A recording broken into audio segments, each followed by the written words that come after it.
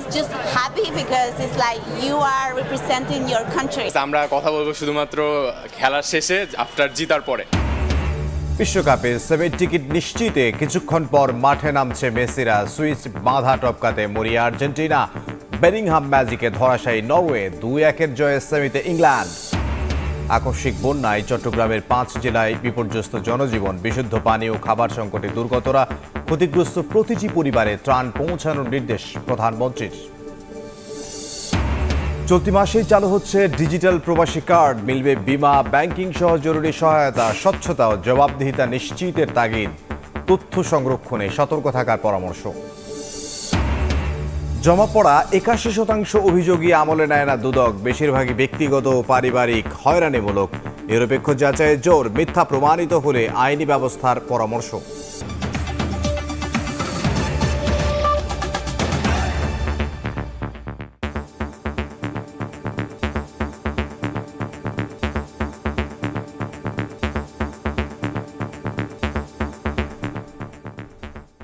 ভোরের সময় সঙ্গে আছে আমি ইমদাদুল হক। শুরুতেই ফিফা বিশ্বকাপের খবর। সেমিফাইনাল নিশ্চিতের মিশনে সুইজারল্যান্ডের মুখোমুখি হচ্ছে আর্জেন্টিনা। দল আর কৌশল নিয়ে কঠিন গোপনীয়তা বজায় রাখলেও আভাস মিলেছে এই ম্যাচে অপরিবর্তিত একাদশ মাঠে নামাবেন স্কলানি। কিছুটা বদল হতে পারে মেসির পজিশন। অন্যদিকে জয়ের প্রত্যাশায় থাকা সুইজারল্যান্ডের জন্য বড় ধাক্কা জোহান মানজাম্বির অনুপস্থিতি। কানসাসের অ্যারোহেড স্টেডিয়ামে ম্যাচটা শুরু হবে বাংলাদেশ সময় সকাল 7টায়। যুক্তরাষ্ট্র থেকে এস এম ইকবালের রিপোর্ট। এবারের বিশ্বকাপে যে আর্জেন্টিনা কোয়ার্টার ফাইনাল খেলছে, বিষয়টা অনেকটা ঘোরের মতোই। আটলান্টায় ইতিহাস সেরা কামব্যাক না হলে দৃশ্যপট হতো ভিন্ন। সে যাই হোক, সেই স্মৃতি আপাতত পেছনে ফেলে লিওনেল মেসিদের লক্ষ্য এবার শীর্ষ 4-এর টিকিট নিশ্চিত করা। রেকর্ড বলছে সুইজারল্যান্ড কখনোই হারাতে পারেনি আর্জেন্টিনাকে, যদিও পরিসংখ্যান থেকে স্বস্তি কোরানোর কোনো কারণ নেই। কেননা ঠিক একই ধরনের রেকর্ড সঙ্গী করে মিশরের বিপক্ষে মাঠে নেমে বিশ্বকাপ থেকে ছিটকেই যেতে বসেছিল বর্তমান চ্যাম্পিয়নরা। তাই এবার আরও সাবধান টিম ম্যানেজমেন্ট। মহাগুরুত্বপূর্ণ এই ম্যাচের আগে একাদশ সিলেকশন এবং কৌশল নিয়ে বেশ গোপনীয়তা আর্জেন্টিনার টিম ম্যানেজমেন্টের মাঝে। তারপরও আভাস মিলেছে হয়তোবা গেল ম্যাচের অপরিবর্তিত একাদশ নিয়েই শুরু করবেন স্ক্যালোনি। উইংয়ে শক্তি বাড়াতে কিছুটা নিচে নেমে রাইট সাইডে শুরু করতে পারেন লিওনেল মেসি। আর নাম্বার 9-এ এখনো আলভারেজে আস্থা কোচিং স্টাফের। আমরা ভালো, কিন্তু আমাদের আরো ভালো করতে হবে, কারণ আমরা শেষ 2 ম্যাচে 4 গোল হজম করেছি। এই ম্যাচে আমরা সবাই মিলে চেষ্টা করব জয় তুলে নিতে। স্বস্তির বিষয় হলো সবাই ফিট আছে। ম্যাচটা নিঃসন্দেহে কঠিন হবে, কারণ ওরা বেশ ভালো দল। তাই অন্য কোনো কিছুতে কান না দিয়ে ম্যাচেই পুরো মনোযোগ রাখতে চাই আমরা। আর্জেন্টিনার মতো টানা খেলার ধকল আছে সুইজারল্যান্ডের। শেষ ম্যাচটাও তারা খেলেছে 120 মিনিট। তাই ফুটবলারদের মাঝে আছে ক্লান্তির ছাপ। তবে মাঠে নামার আগেই সুইসরা পিছিয়ে গেছে জোহান মানজাম্বির অনুপস্থিতির জন্য। এই বিশ্বকাপে 3 গোল করা এই অ্যাটাকিং মিডের না থাকা মুরাদ ইয়াকিনের জন্য অপূরণীয় ক্ষতির। তারপরও জয় ভিন্ন কোনো কিছুই ভাবছে না সুইজারল্যান্ড। আমরা বর্তমান বিশ্ব চ্যাম্পিয়নদের বিপক্ষে খেলবো, তবে এটা ঠিক গেল 2 ম্যাচ বলছে ওরা বেশ নড়বড়ে। আমাদের দুর্দান্ত কিছু ফুটবলার আছে যারা রক্ষণে দারুণ পারফর্ম করেছে। মেসিকে নিয়েও আলাদা পরিকল্পনা আছে, আশা করি তা কাজে লাগবে। কথা একটাই, ওদের বিপক্ষে আমাদের মাঠেই জয় তুলে নিতে হবে। এখন পর্যন্ত 7 দেখায় কখনোই সুইসদের বিপক্ষে হারের তিক্ততা না পাওয়া আর্জেন্টিনা জিতেছে 5 ম্যাচে। আর বিশ্বকাপে 2 বার দেখাতেও তাদের জয়ের রেকর্ড শতভাগ, যার শেষটা এসেছে 2014-তে রাউন্ড অফ 16-এ। এস এম ইকবাল, সময় সংবাদ, যুক্তরাষ্ট্র। সুইজারল্যান্ডের বিপক্ষে কোয়ার্টার ফাইনালের ম্যাচের আগেই কানসাসে উন্মাদনায় মেতেছেন আর্জেন্টিনা সমর্থকরা। তাদের প্রত্যাশা ইউরোপিয়ান দল হলেও সুইসদের বিপক্ষে সহজে জয় পাবে না মেসি আলভারেজরা। আলবিসেলেস্তেদের জয় উপভোগ করতে ব্রাজিল সমর্থকদের আমন্ত্রণ জানিয়েছেন বাংলাদেশের আকাশে নীল শিবির। বুয়েন্স আয়ার্স থেকে কানসাস কিংবা ঢাকা, বিশ্বজুড়ে আর্জেন্টাইন ভক্তরা অপেক্ষায় আরও একটি উৎসবের। ম্যাচ শুরু হতে খানিকটা সময় বাকি থাকলেও ম্যাচ ভেন্যুর শহরে জড়ো হয়েছেন আর্জেন্টাইন সমর্থকরা। এই ম্যাচ জিতে স্ক্যালোনি বাহিনী টানা দ্বিতীয়বার সেমিফাইনাল নিশ্চিত করবে বলে প্রত্যাশা তাদের। In Argentina, doesn't matter if you are a woman or আমরা জিততে যাচ্ছি। মিশরকে হারানোর পর এই ম্যাচে হারার মানে হয় না। ফাইনাল নিয়ে জানি না, তবে এই ম্যাচ জিতব। it brings everyone together. সেমিতে কাকে পাবো তাই নিয়ে ভাবছি। ইংল্যান্ডের সাথে তো ঐতিহাসিক সম্পর্ক, হল্যান্ডের বিপক্ষে খেলা হলেও দারুণ হবে। লক্ষ্য একটাই, 19 জুলাইয়ের ফাইনাল। বিশ্বকাপে নিজ দেশ না থাকলেও আর্জেন্টিনা যেন বাংলাদেশেরই প্রতিনিধি। এদেশের সমর্থকদের দেশটির প্রতি অগাধ ভালোবাসায় মুগ্ধ আর্জেন্টিনাও। রাত পোহালেই মহা গুরুত্বপূর্ণ ম্যাচে সুইজারল্যান্ডের বিপক্ষে মাঠে নামবে আলবিসেলেস্তে। হারলেই বিদায় নিতে হবে। কোয়ার্টার ফাইনালের মঞ্চে মেসিদের প্রতিপক্ষ ইউরোপিয়ান দল। শেষ দুই ম্যাচে স্ক্যালোনি বাহিনীর পারফরমেন্স ভয় ধরালেও ভক্তরা আত্মবিশ্বাসী। লাল সবুজের দেশে ম্যাচ উপভোগ নিয়ে আছে নানা আয়োজন। টিএসসি ডেফোডিলে সমর্থকরা জড়ো হবেন ম্যাচ দেখতে। তাদের প্রত্যাশা ইউরোপিয়ান দল হলেও সহজেই জয় পাবে আর্জেন্টিনা। সহজ ম্যাচে জটিল করে জিতছে, তো সেই জায়গা থেকে অবশ্যই জয় ছাড়া বিকল্প কিছু নেই এবং আশা করি জয় খুব ভালোভাবে জিতে যাবে। আর্জেন্টিনার একটা মেন্টালিটি আছে যে যখনই ওরা ডাউন থাকে ওরা অলওয়েজ ব্যাকআপ করে। এবারও আশা করতেছি সুইজারল্যান্ডের সাথে অ্যাটলিস্ট জিতবে। বাংলাদেশে বিশ্বকাপ উন্মাদনার বড় অংশ জুড়ে ব্রাজিল আর্জেন্টিনা সমর্থকদের কথার লড়াই। তবে সেলেসাওদের বিদায়ে কিছুটা ম্লান এদেশের বিশ্বকাপ। তবে আর্জেন্টিনা সমর্থকরা ঠিকই খোঁচা দিতে ভুল করেননি প্রতিপক্ষ সমর্থকদের। কিভাবে জিততে হয় ব্রাজিল সমর্থকদের সেটা দেখতে সুইজারল্যান্ডের বিপক্ষে ম্যাচ দেখার আমন্ত্রণ আকাশে নীল ভক্তদের। ব্রাজিল সমর্থকদের মতে তারা বলে যে মাঠও আমাদের, রেফারিও আমাদের, কমিটিও আমাদের, বাসি বসি যা দেবে আমাদের পক্ষেই দেবে। তো সেই জায়গা থেকে আমরা ব্রাজিল ফ্যানদের বলবো আপনারা আসবেন, খেলা দেখবেন, শুধু আমাদের জয়টা দেখতে আসবেন, আমাদের পরাজয় দেখার জন্য আপনারা আসবেন না। কোন মুহূর্তে থেকে আমরা জিতলাম that's not the fact, the result that we are winning, that's what main thing is. বিশ্বজুড়ে প্রত্যাশায় বুক বাঁধছেন ভক্তরা। এবার তাদের মুখে হাসি ফুটাতে মাঠে সেরাটা দিতে হবে মেসি ডিপলদের। তারেক হাসান শিমুল, সময় সংবাদ। রেফারিং নিয়ে বিতর্ক আবারও প্রশ্নের মুখোমুখি আর্জেন্টাইন কোচ লিওনেল স্ক্যালোনি। তার দাবি আর্জেন্টিনাকে নিয়ে পক্ষপাতিত্বের অভিযোগ নতুন কিছু নয়, তবে ভিএআরে কোনো দলকে সুবিধা দেয়া প্রায় অসম্ভব। 1986 বিশ্বকাপেও বলা হতো আমাদের প্রতি পক্ষপাত করা হচ্ছে। আমার যতদূর মনে পড়ে আর্জেন্টিনাকে সবসময় আলাদা করে দেখা হয়। সম্ভবত আমরা বেশ ভালো বলে এমনটা করা হয়। এমন অনেকে থাকবে যারা চাইবে না আমরা জিতি, তবে এটা খেলোয়াড়দের আরো ভালো করতে তাতিয়ে দেয়। ভিএআর এর সময় সুবিধা পাওয়া কঠিন। বড় পর্দায় আর্জেন্টিনা সুইজারল্যান্ড ম্যাচ দেখতে ভিড় করছেন সমর্থকরা। এই মুহূর্তে ঢাকা বিশ্ববিদ্যালয়ের টিএসসিতে আছেন সহকর্মী জিহাদ আল হাসান। সরাসরি যাব তার কাছে। আর্জেন্টিনা সুইজারল্যান্ডের কোয়ার্টার ফাইনালের লড়াইয়ের আগে বাংলাদেশি সমর্থকদের জন্য কিন্তু একটা কঠিন চ্যালেঞ্জ এরই মধ্যে শুরু হয়ে গেছে, কারণ বৃষ্টি শুরু হয়ে গেছে।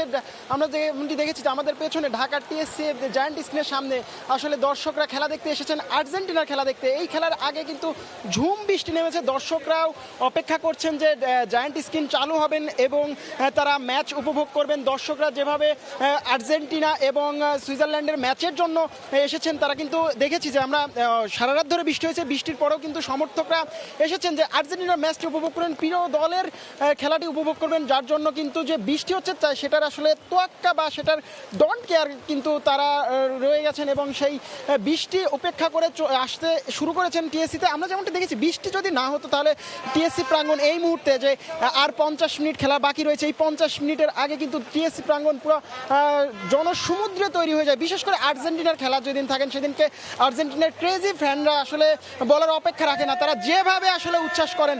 দেখেন যে বৃষ্টি হচ্ছে, তারপরে জার্সি পতাকা নিয়ে কিন্তু চলে এসেছে টিএসসি তারা খেলা উপভোগ করার জন্য। আমরা একটু দর্শকদের সঙ্গে কথা বলতে চাই, ম্যাচ এখনো হবে কিনা সেই শঙ্কায় রয়েছে, মানে এখানে আসলে খেলা হবে কিনা। তারপরে এসেছেন কি করব, আর্জেন্টিনা খেলা আমাদের একটা ইমোশনের মতো। আমরা চাইতেছি যে আইসা দেখার, বৃষ্টি হোক ঝড় হোক, যদি খেলা চলে আমরা অবশ্যই দেখব। যদি জায়ান্ট স্ক্রিন চালু হয়ে যায় তখনও বৃষ্টি হয়, বৃষ্টি মাথায় নিয়ে খেলা দেখবেন? হ্যাঁ, সেটা ভিজার জন্য প্রস্তুতি নিয়েই তো আসছি। বৃষ্টির পরে দেখা যাচ্ছে ঝড় বৃষ্টি হলে শরীর খারাপ হতে পারে, সেই চিন্তাটাও আছে কিনা? সব চলবে। আজকের ম্যাচে আসলে মেসি গোল করতে পারবেন কিনা কি মনে হচ্ছে? ইনশাল্লাহ করবে। এবং জয় কি পাওয়া সম্ভব? সেমিফাইনালে যাওয়া আর্জেন্টিনার জন্য কতটা সহজ মনে হচ্ছে? 70%। এছাড়া আর্জেন্টিনা কিন্তু একটা জানি যে আজকের ইনজুরি সমস্যা নেই বললেই চলে, সেখানে একটা স্বস্তি দিচ্ছে কিনা? ইনশাল্লাহ আমরা জয় করবো ইনশাল্লাহ। আর্জেন্টিনার সমর্থকরা যেভাবে বলছেন যে আসলে তারা বৃষ্টি হোক যেভাবে হোক তারা খেলা দেখবেন এবং আর্জেন্টিনার খেলার উপভোগ করতে তারা এসেছেন, যে যত বৃষ্টি হোক তারা ভিজে প্রয়োজনে প্রিয় দলের খেলার জন্য যদি তাদের ভিজতে হয় বা শরীর খারাপ করতে হয় তারপর তারা খেলা দেখবেন এবং টিএসসি প্রাঙ্গণে শেষ অপেক্ষা বা তারা চাচ্ছেন যে ম্যাচটি তারা এভাবে বা বৃষ্টিতে ভিজে পুরো হলেও খেলা দেখবেন এবং আর্জেন্টিনা যে জয় পাবে সেমিফাইনালে সেই প্রত্যাশাটাও কিন্তু সমর্থকরা রাখছেন এই টিএসসির জয়েন্ট স্ক্রিন থেকে। এই ছিল আমার সবশেষ খবর। জিহাদ আল হাসান যোগ দিয়েছিলেন ঢাকা বিশ্ববিদ্যালয়ের টিএসএ থেকে। সেখানে আসলে বড় পর্দায় খেলা দেখানো হয় এবং বড় পর্দায় খেলা দেখার জন্য আর্জেন্টাইন সমর্থক যারা রয়েছেন তারা সুইজারল্যান্ড আর্জেন্টিনার যে ম্যাচটি অনুষ্ঠিত হবে সেই ম্যাচটি দেখার জন্য এখনও অপেক্ষা করছেন। ফিফা বিশ্বকাপের আরও খবর থাকছে সংবাদের শেষাংশে। আকস্মিক বন্যায় দিশেহারা কক্সবাজারের লাখো মানুষ, তলিয়ে গেছে বসত বাড়ি, দোকানপাট, ফসলি জমি। চরম দুর্ভোগে পড়েছেন পানিবন্দী মানুষ। তবে ভারী বর্ষণ, পাহাড়ি ঢল কিছুটা কমায় কোথাও কোথাও নামতে শুরু করেছে পানি। দুর্গতদের অভিযোগ কিছু এলাকায় এখনো পৌঁছায়নি খাদ্য সহায়তা। ওমর ফারুক, মোহাইমিনুর রহমানের ছবিতে বুলবুল রেজার রিপোর্ট। যেদিকে চোখ যায় শুধু পানি আর পানি। ভারী বর্ষণ আর পাহাড়ি ঢলে কক্সবাজারের চকরিয়া উপজেলার অধিকাংশ এলাকার জনজীবন বিপর্যস্ত। উপজেলার লক্ষারচর ইউনিয়নের চিত্র এটি। বাড়িঘরের পাশাপাশি ডুবে গেছে স্কুল, কলেজ, ইউনিয়ন পরিষদ। এ দৃশ্য শুধু লক্ষারচরের নয়, উপজেলার সুরাজপুর, মানিকপুর, কৈয়ারবিল, বড়ইতলী, হারবাং, ফাঁসিয়াখালী, ডুলাহাজারা ও খুঁটাখালী ইউনিয়নের বিস্তীর্ণ এলাকা পানিতে তলিয়ে গেছে। পানিবন্দী জেলার 40টি ইউনিয়নের প্রায় 5 লাখ বাসিন্দা। 3 দিন ধরে পানির নিচে অবস্থান করতেছে। বৃষ্টির কারণে এখানে নিম্নে অঞ্চলে যেগুলো বাড়িঘর আছে সব ডুবে গেছে। যারা আপনার কেটে খাওয়া মানুষ তাদের দুর্ভোগ পোহাতে হচ্ছে। হালকা পানি কমতেছে কিন্তু বৃষ্টি তো প্রচুর হচ্ছে। আমরা ঘরের নিচের তলায় ডুবে গেছি, উপরের মধ্যে আছি, পরের তলায় আছি আর কি। তবে গত কয়েকদিনের তুলনায় বৃষ্টি কিছুটা কমায় কোথাও কোথাও নামতে শুরু করেছে পানি। এখনো বেশিরভাগ এলাকার মানুষ পানিবন্দী। আজ পর্যন্ত এখনো কেউ আসে নাই, তবে এলাকাবাসী কিছু কিছু যারা বিত্তশালী তারা কিছু কিছু ভাত বা অন্যান্য কিছু রান্না করে এলাকাবাসীদেরকে দিচ্ছে। লক্ষারচর ইউনিয়নের বন্যা দুর্গতদের দাবি প্রায় 1 সপ্তাহ পানিবন্দী হয়ে থাকলেও এখনো পৌঁছায়নি খাদ্য সহায়তা। বিশুদ্ধ পানি ও খাদ্য সংকটে ভুগছেন তারা। শুকনো খাবার দরকার মানুষের জন্য, বিশুদ্ধ পানি দরকার এবং আপনার বন্যার কারণে যে রোগ ব্যাধিগুলো হয় এগুলোর প্রকোপ দেখা যাচ্ছে। রান্না বান্না করতে পারতেছে না মানুষ, এখন খুব কঠিন জীবনযাপন করতেছে। আমরা সরকারকে আহ্বান জানাবো এই চকরিয়াকে বন্যা দুর্গত এলাকা ঘোষণা করি, যারা বন্যায় ক্ষতিগ্রস্ত তাদের পাশে এসে দাঁড়ানোর জন্য। জেলা পানি উন্নয়ন বোর্ডের তথ্য অনুযায়ী মাতামুহুরী নদীর পানি লামা পয়েন্টে এবং কক্সবাজারের চিরিঙ্গা পয়েন্টে বিপদসীমার নিচ দিয়ে প্রবাহিত হচ্ছে। কক্সবাজার জেলায় মোট 640টি আশ্রয়কেন্দ্র আছে, আমরা সবগুলো খুলে দিয়েছি। গতকালকে পর্যন্ত 20টি বা 25টি আশ্রয়কেন্দ্রে মানুষ আশ্রয় নিয়েছে। সরকারের পক্ষ থেকে কক্সবাজার জেলায় আমরা এ পর্যন্ত 450 মেট্রিক টন চাল এবং 30 লক্ষ টাকা পেয়েছি। আবহাওয়া অফিসের তথ্য বলছে শুক্রবার রাত পর্যন্ত গত 6 দিনে কক্সবাজার জেলায় 700 মিলিমিটারের বেশি বৃষ্টিপাত রেকর্ড করা হয়েছে। তবে বৃষ্টিপাত কমতে শুরু করেছে। এই অবস্থা চলতে থাকলে বন্যা পরিস্থিতির উন্নতি হওয়ার সম্ভাবনা রয়েছে। বুলবুল রেজা, সময় সংবাদ, চকরিয়া, কক্সবাজার। কক্সবাজারে আবারও পাহাড় ধসে রোজিনা বেগম নামে এক গৃহবধূর মৃত্যু হয়েছে। আহত অবস্থায় উদ্ধার করা হয়েছে তার স্বামীকে। শনিবার রাতে চন্দ্রিমা এলাকায় ঘটনা ঘটে। ফায়ার সার্ভিস জানায় রোজিনা বেগম রান্নাঘরে যাওয়ার কিছুক্ষণ পরই পাহাড়ের উপরের অংশ ধসে পড়ে। মাটির নিচে আটকা পড়েন তিনি। খবর পেয়ে দ্রুত উদ্ধার অভিযানে যোগ দেয় ফায়ার সার্ভিস। প্রায় 1.5 ঘন্টার চেষ্টায় রোজিনার মরদেহ উদ্ধার করা হয়। রান্নাঘরের মধ্যে এগুলো পড়তে গিয়ে পাহাড়ে আমরা পড়ে গেল। উপরে একটা বাড়ি ছিল, এরা মাটি ভরাট করে বস্তা দিয়ে আরো উঁচা করে রাখছে ওখানে। এদেরকে বলার পরেও এরা কিছু করে নাই, প্লাস্টিকও দাবাই দেয় নাই। তো অন্তত প্লাস্টিকটা দিলে আমাদের বাড়িঘরটা রক্ত হতো, আমার বোনটাও মারা যেত না। এদেরকে বাঁশও কাটা ফেলার জন্য বলছি, কাটা নাই। আজকে এটা চলে আসছি। আমরা দুজন ছিলাম তো ওই রুমে, তাহলে একটা ডেসিনে কিছুর জন্য গেছে দুনি চলে আসছে। ল্যান্ডস্লাইড হয়ে একজন মহিলা আটকা আছে, সাথে সাথে আমাদের 2টা ইউনিট এসে কাজ শুরু করে এবং অল্প কিছুক্ষণ আগে আমরা উদ্ধার করেছি। তো এখানে যেহেতু প্রতিদিনই বৃষ্টি হচ্ছে, তাই পাহাড়গুলা অনেকটা মানে ভেঙে পড়ার মতো। বন্যায় চট্টগ্রাম ও পার্বত্য অঞ্চলে দেখা দিয়েছে বিশুদ্ধ পানি ও খাবার সংকট। ক্ষতিগ্রস্ত প্রতিটি পরিবারে ত্রাণ সামগ্রী পৌঁছানোর নির্দেশ দিয়েছেন প্রধানমন্ত্রী তারেক রহমান। পরিস্থিতি মোকাবিলায় সমন্বিত পরিকল্পনা নেওয়া হয়েছে বলে জানিয়েছেন উপদেষ্টা মাহাদি আমিন। এদিকে বন্যা পূর্বাভাস কেন্দ্র জানিয়েছে আগামী 24 ঘন্টায় চট্টগ্রাম ও সিলেট অঞ্চলে বন্যা পরিস্থিতির উন্নতি হবে। খরস্রোতে ভেসে গেছে লোকালয়, আতঙ্কে নির্ঘুম রাত কাটছে বানভাসীদের। পানিতে টইটম্বুর 3 পার্বত্য জেলা রাঙামাটি, খাগড়াছড়ি ও বান্দরবান। এখনও বেশ কয়েকটি এলাকার ঘরবাড়ি পানিতে তলিয়ে, এমনকি পাহাড়ি ঢলে মহাসড়কের বিভিন্ন অংশ নিমজ্জিত থাকায় বান্দরবানের সঙ্গে সারা দেশের সড়ক যোগাযোগ বিচ্ছিন্ন রয়েছে। এছাড়া পাহাড় ধসের কারণে রুমা, থানচি, আলীকদম, লামা ও নাইক্ষংছড়ি সহ অধিকাংশ উপজেলার সঙ্গে সড়ক যোগাযোগ ব্যাহত হচ্ছে। বিদ্যুৎ সরবরাহ ও মোবাইল নেটওয়ার্ক সেবা বিঘ্নিত হওয়ায় জনদুর্ভোগ আরও বেড়েছে। বিভিন্ন আশ্রয় কেন্দ্রে প্রশাসনের পাশাপাশি রাজনৈতিক নেতারাও খাবার সরবরাহ করছেন। অসহায় নিরহর মতো পড়ে আছি, ঠিক মতন খাইতে পারতেছি না। দুর্যোগ মন্ত্রণালয় এবং প্রধানমন্ত্রী কার্যালয় থেকে আমরা পর্যাপ্ত সহায়তা পেয়েছি এবং সেটা প্রপারলি উপজেলা ভিত্তিক আমরা বন্টন করে দিয়েছি। এদিকে বন্যায় আটকা পড়াদের উদ্ধারে চট্টগ্রামের সাতকানিয়ায় স্পিড বোট নামিয়েছে সেনাবাহিনী। এখন পর্যন্ত 650টি আশ্রয় কেন্দ্রে অবস্থান নিয়েছেন 25,000 মানুষ। শতভাগ বন্যা আক্রান্তদের ত্রাণ সহায়তা পৌঁছানো যাচ্ছে না বলে জানিয়েছেন দুর্যোগ ত্রাণ প্রতিমন্ত্রী।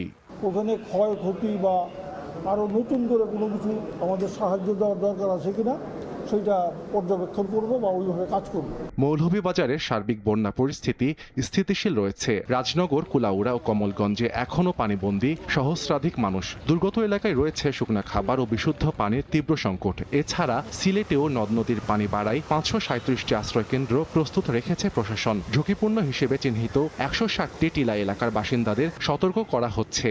আর দুদিন ধরে আমরা বান্দরে ফিরে আছি, আমরা গরু পানি রাজ্যের গরিব দ্বারে বাড়ি ভেন্ডি লতা সম্পূর্ণ এবার তো নষ্ট হয়ে গেছে গিয়ে আমরা কোনো সবাই আছি সব। আবহাওয়া অফিস জানিয়েছে আগামী 24 ঘন্টায় চট্টগ্রাম সহ দক্ষিণ অঞ্চলে অতি ভারী বৃষ্টি কমে আসবে, তবে রংপুর ও ময়মনসিংহ বিভাগে ভারী বৃষ্টি হতে পারে। এদিকে বন্যা পূর্বাভাস ও সতর্কীকরণ কেন্দ্র জানিয়েছে 24 ঘন্টায় চট্টগ্রামের 5 জেলা সহ সিলেট বিভাগে বন্যা পরিস্থিতির উন্নতি হবে। ভারী বৃষ্টিপাতে উত্তরাঞ্চলে বাড়তে পারে পানি, তবে দেশে আপাতত বড় বন্যার শঙ্কা নেই। আগামী 24 ঘন্টা পর্যন্ত দেশের দক্ষিণ পূর্বাঞ্চলীয় পার্বত্য অববাহিকার বান্দরবান, কক্সবাজার, চট্টগ্রাম জেলার নদীগুলোর পানি সমতল কিছুটা ধীর গতিতে হ্রাস পেতে পারে এবং এর ফলে বন্যা পরিস্থিতি ধীর গতিতে উন্নতি হতে পারে। এদিকে বন্যায় ক্ষতিগ্রস্ত প্রতিটি পরিবারে ত্রাণ সামগ্রী পৌঁছানোর নির্দেশ দিয়েছেন প্রধানমন্ত্রী তারেক রহমান। তেজগাঁওয়ে প্রধানমন্ত্রীর কার্যালয়ে উপদেষ্টা মাহাদি আমিন জানান, বন্যা পরিস্থিতি মোকাবিলায় সমন্বিত পরিকল্পনা নেওয়া হয়েছে। মাননীয় প্রধানমন্ত্রী ইতিমধ্যে অর্থনৈতিক অনুদান নিশ্চিত করেছেন। আপনারা নিশ্চয়ই অবগত রয়েছেন, প্রায় 2 কোটি টাকার উপরে খুব দ্রুত গতিতে সাধারণ মানুষের কাছে পৌঁছে দিয়েছেন। বিভিন্ন ধরনের ত্রাণ সামগ্রী প্রতিটি পরিবারের কাছে পৌঁছে দেওয়ার উদ্যোগ গ্রহণ করেছেন। যাদের ঘর বাড়ি বিলীন হয়ে গিয়েছে তাদের প্রায় প্রতিটি পরিবারের কাছে চাল পৌঁছে দেওয়ার জন্য যে অবিরত প্রচেষ্টা সেটা অব্যাহত রয়েছে।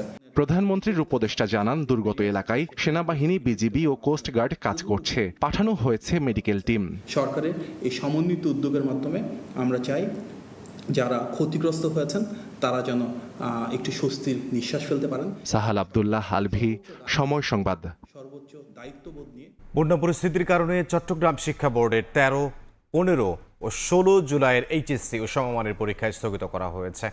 বাংলাদেশ আন্তঃশিক্ষা বোর্ড সমন্বয় কমিটির বিজ্ঞপ্তিতে এই তথ্য জানানো হয়েছে। কমিটির সভাপতি ও ঢাকা বোর্ডের চেয়ারম্যান অধ্যাপক সৈয়দ আখতারুজ্জামানের সই করা বিজ্ঞপ্তিতে বলা হয়, বন্যা পরিস্থিতি বিবেচনায় চট্টগ্রাম শিক্ষা বোর্ডের অধীন সব জেলা প্রশাসকের প্রতিবেদন এবং পরীক্ষা নিয়ন্ত্রকের সুপারিশে এ সিদ্ধান্ত নেওয়া হয়েছে। তবে দেশের অন্যান্য শিক্ষা বোর্ডের পরীক্ষার্থীদের ক্ষেত্রে এ সিদ্ধান্ত প্রযোজ্য হবে না। স্থগিত পরীক্ষাগুলোর সংশোধিত সময়সূচি পরে জানানো হবে।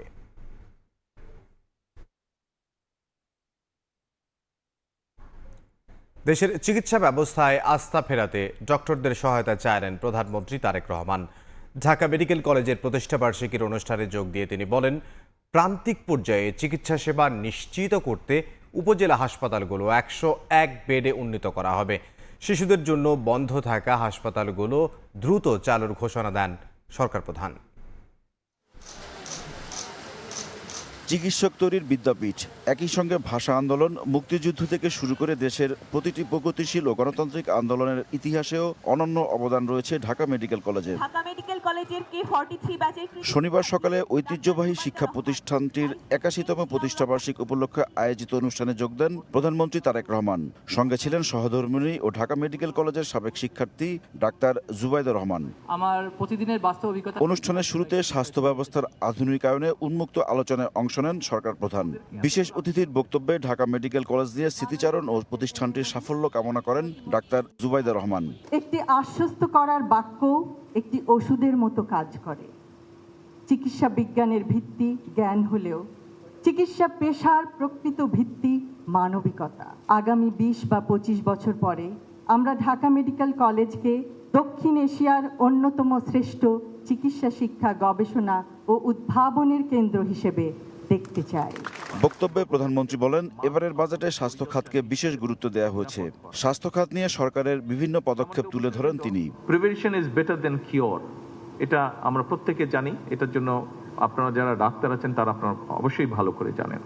সরকার এই নীতিতে সবার কাছে আমরা স্বাস্থ্য এবং চিকিৎসা সেবা, এই নীতির ভিত্তিতে আমরা জনগণের দৌড় গোড়ায় পৌঁছে দিতে চাই। শিশু হাসপাতাল চালুর কথা জানিয়ে সারা দেশে 1 লাখ স্বাস্থ্যকর্মী নিয়োগের কথা জানান সরকার প্রধান। রোগীদের চিকিৎসা সেবা নিশ্চিত করতে আমরা আরও 5000 MBBS চিকিৎসক নিয়োগের কার্যক্রম আমরা শুরু করেছি। সরকারি পর্যায়ে আরও 25,000 মিডওয়াইফ নিয়োগের পরিকল্পনা নিয়েছি। প্রায় 1 লক্ষ হেলথ কেয়ার অ্যাপয়েন্ট হবে। এই হেলথ কেয়ারের যেটা 80% আমরা চাইছি নারীদেরকে অ্যাপয়েন্ট করতে। এই মুহূর্তে উপজেলা পর্যায়ে যে 51 বেডের যে হসপিটাল, বিএনপি সরকার এই 51 থেকে বাড়িয়ে এটাকে 101 বেডে নিয়ে যেতে চায়। দেশের স্বাস্থ্য ব্যবস্থায় জনগণের আস্থা ফিরিয়ে আনতে চিকিৎসকদের প্রতি আহ্বান জানান প্রধানমন্ত্রী। প্রতি বছর বাংলাদেশ থেকে ±5 বিলিয়ন ডলার চলে যাচ্ছে বিদেশে চিকিৎসার জন্য। আমাদের দেশের বহু মানুষ, লক্ষ লক্ষ মানুষ বিদেশে যাচ্ছেন চিকিৎসা করাতে। তার ফলে আমাদের মূল্যবান বৈদেশিক মুদ্রাও সেই সাথে চলে যাচ্ছে। স্বাভাবিক এটা।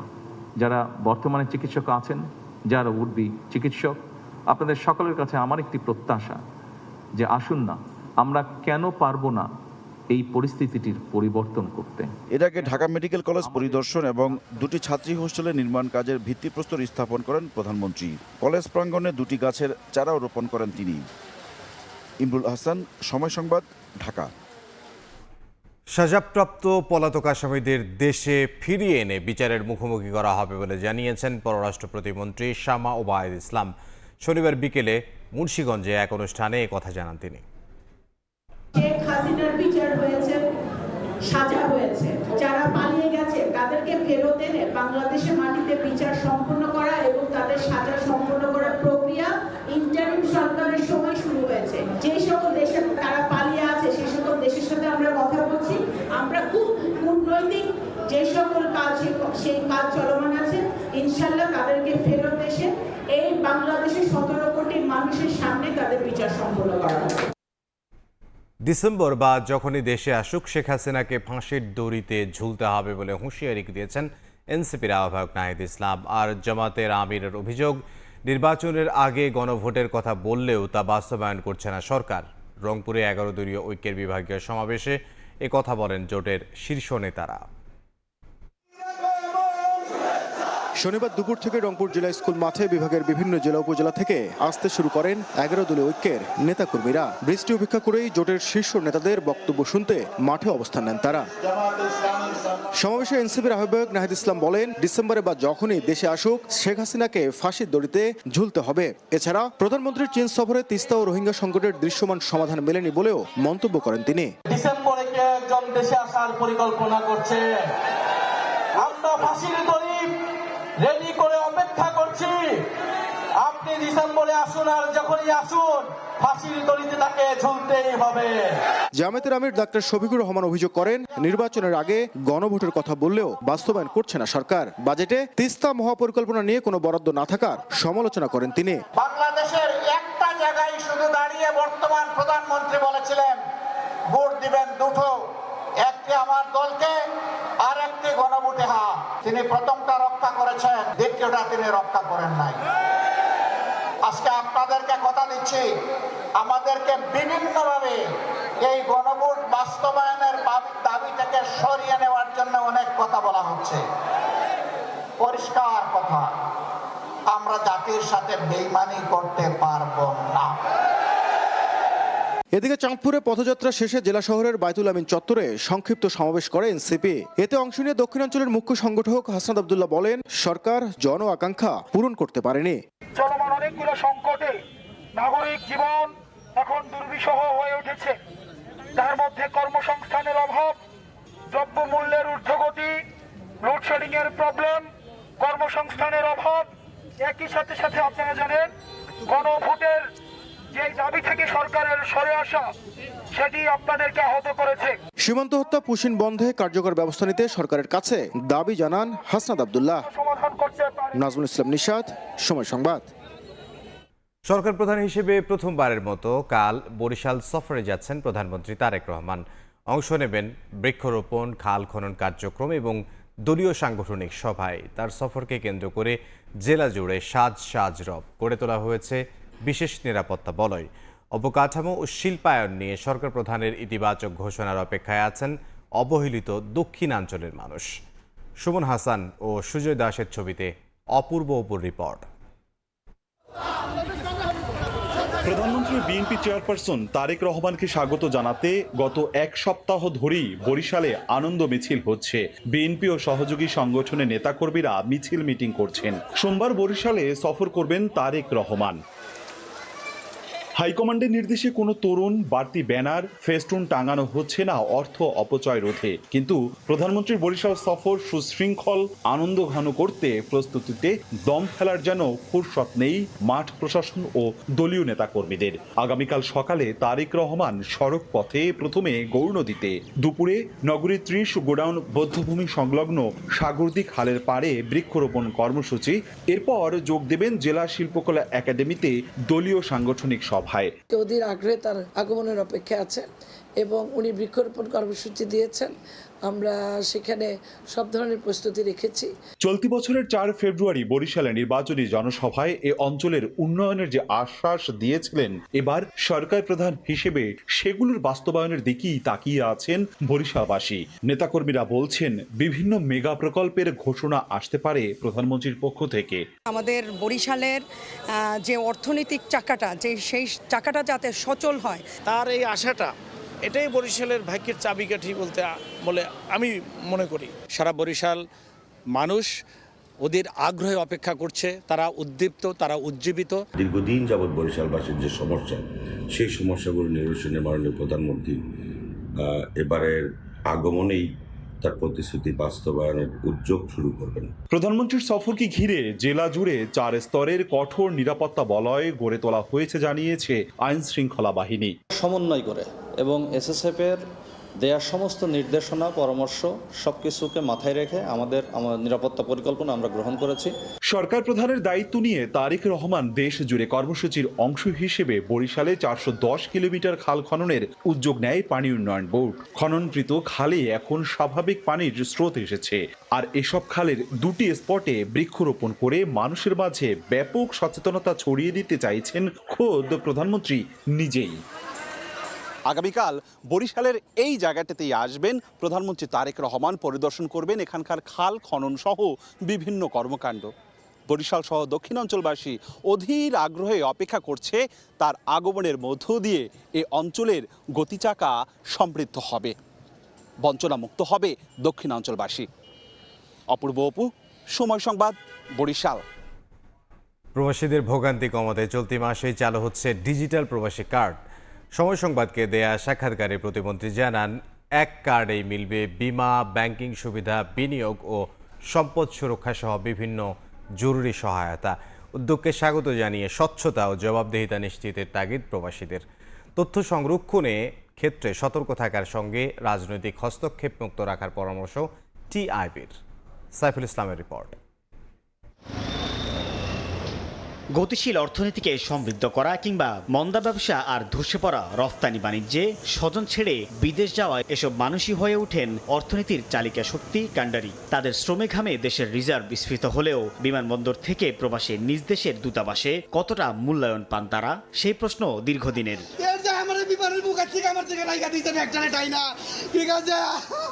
এবার এই রেমিটেন্স যোদ্ধাদের ভোগান্তি কমাতে চলতি মাসেই প্রবাসী কার্ড চালু করতে যাচ্ছে সরকার। প্রবাসী কল্যাণ প্রতিমন্ত্রী জানান, এতে বন্ধ হবে বিমানবন্দরে হয়রানি, অগ্রাধিকার পাবেন দূতাবাসে, মিলবে নানা জরুরি সেবা। ব্যাংকের পেমেন্ট গেটওয়ে যুক্ত করে প্রবাসী কার্ড দেওয়া হবে এবং সেটা আশা করি মাসের মধ্যে হয়তো শুরু হতে পারে। এয়ারপোর্টে তাদের কাঙ্ক্ষিত সেবা থেকে শুরু করে বিভিন্ন সার্ভিস পাওয়ার ক্ষেত্রে অগ্রাধিকার পাবে, দূতাবাসগুলোতে গেলেও তাদের অগ্রাধিকার পাবে। প্রতিমন্ত্রী জানান, প্রবাসীর আত্মীয় কে কোন মাসে কত টাকা তুলতে পারবে ব্যাংক থেকে এই কার্ডের মাধ্যমে তাও নির্ধারণ করে দিতে পারবেন তারা। এতে একদিকে যেমন কমবে প্রতারণা, হুন্ডির ব্যবহার, তেমনি থাকবে সঠিক হিসাব। টাকা পাঠায় দেশে এসে সেটা নিয়ে তারা একটা সংকটের মধ্যে পড়ে, পরিবারকে একটু সাপোর্ট দেওয়া লাগে, চাইলে ওই কার্ডের সাথে একজনকে সাপ্লিমেন্টারি অ্যাড করে দিতে পারবে যে মাসে সে যেটা অ্যালাউ করবে টাকা, ওই পরিমাণ টাকা তার ওই অ্যাকাউন্ট থেকে খরচ করতে পারবে। প্রবাসী কার্ড চালু হলে দেশে ও বিদেশে ভোগান্তি কমবে বলে আশা প্রবাসী বাংলাদেশিদেরও। বিশেষ কার্ডের ব্যবস্থা করে যে কার্ডের মাধ্যমে আমরা বাংলাদেশেও টাকা তুলতে পারবো, আবার এখানেও একই কার্ড দিয়ে কুয়েতের দিনার তুলতে পারবো। সরকার যাতে এই কার্ডটা নিয়ে যাতে কোনো দুর্নীতির মোকাবেলায় না যায়। তবে তথ্যের সুরক্ষা সহ এই কার্ড তৈরিতে স্বচ্ছতা ও জবাবদিহিতা নিশ্চিতের তাগিদ দিচ্ছে টিআইবি, যেন সুবিধার অপব্যবহার না হয়। সত্যিকার অর্থে যারা ন্যায্য প্রাপ্য তারাই পাবেন, নাকি এটার সুবিধা আবার এক শ্রেণী অসাধু রাজনৈতিকভাবে সংশ্লিষ্ট ব্যক্তিবর্গ স্টুক সদস্যে এটার মধ্যে আবার অনিয়ম প্রতিষ্ঠা করবে, এই ধরনের বিষয়গুলো দেখা দরকার। সমাজ ও স্থানীয় সরকারি বেসরকারি অফিসে যেন এই কার্ডের মূল্যায়ন নিশ্চিত করতেও সরকারকে উদ্যোগী হওয়ার পরামর্শ সংশ্লিষ্টদের। সাইফুল ইসলাম, সময় সংবাদ, ঢাকা। বছর ব্যবধানে বাংলাদেশ থেকে বিদেশে কর্মী যাওয়া কমেছে প্রায় 29%। সবচেয়ে বড় শ্রমবাজার সৌদি আরবে কমেছে প্রায় 41%। অন্যদিকে সিঙ্গাপুর, যুক্তরাষ্ট্র, সংযুক্ত আরব আমিরাত, জর্ডান ও ইতালিতে বেড়েছে বাংলাদেশি কর্মীর সংখ্যা। একই সঙ্গে নতুন গন্তব্য হিসেবে শীর্ষ তালিকায় জায়গা করে নিয়েছে ইরাক ও কম্বোডিয়া।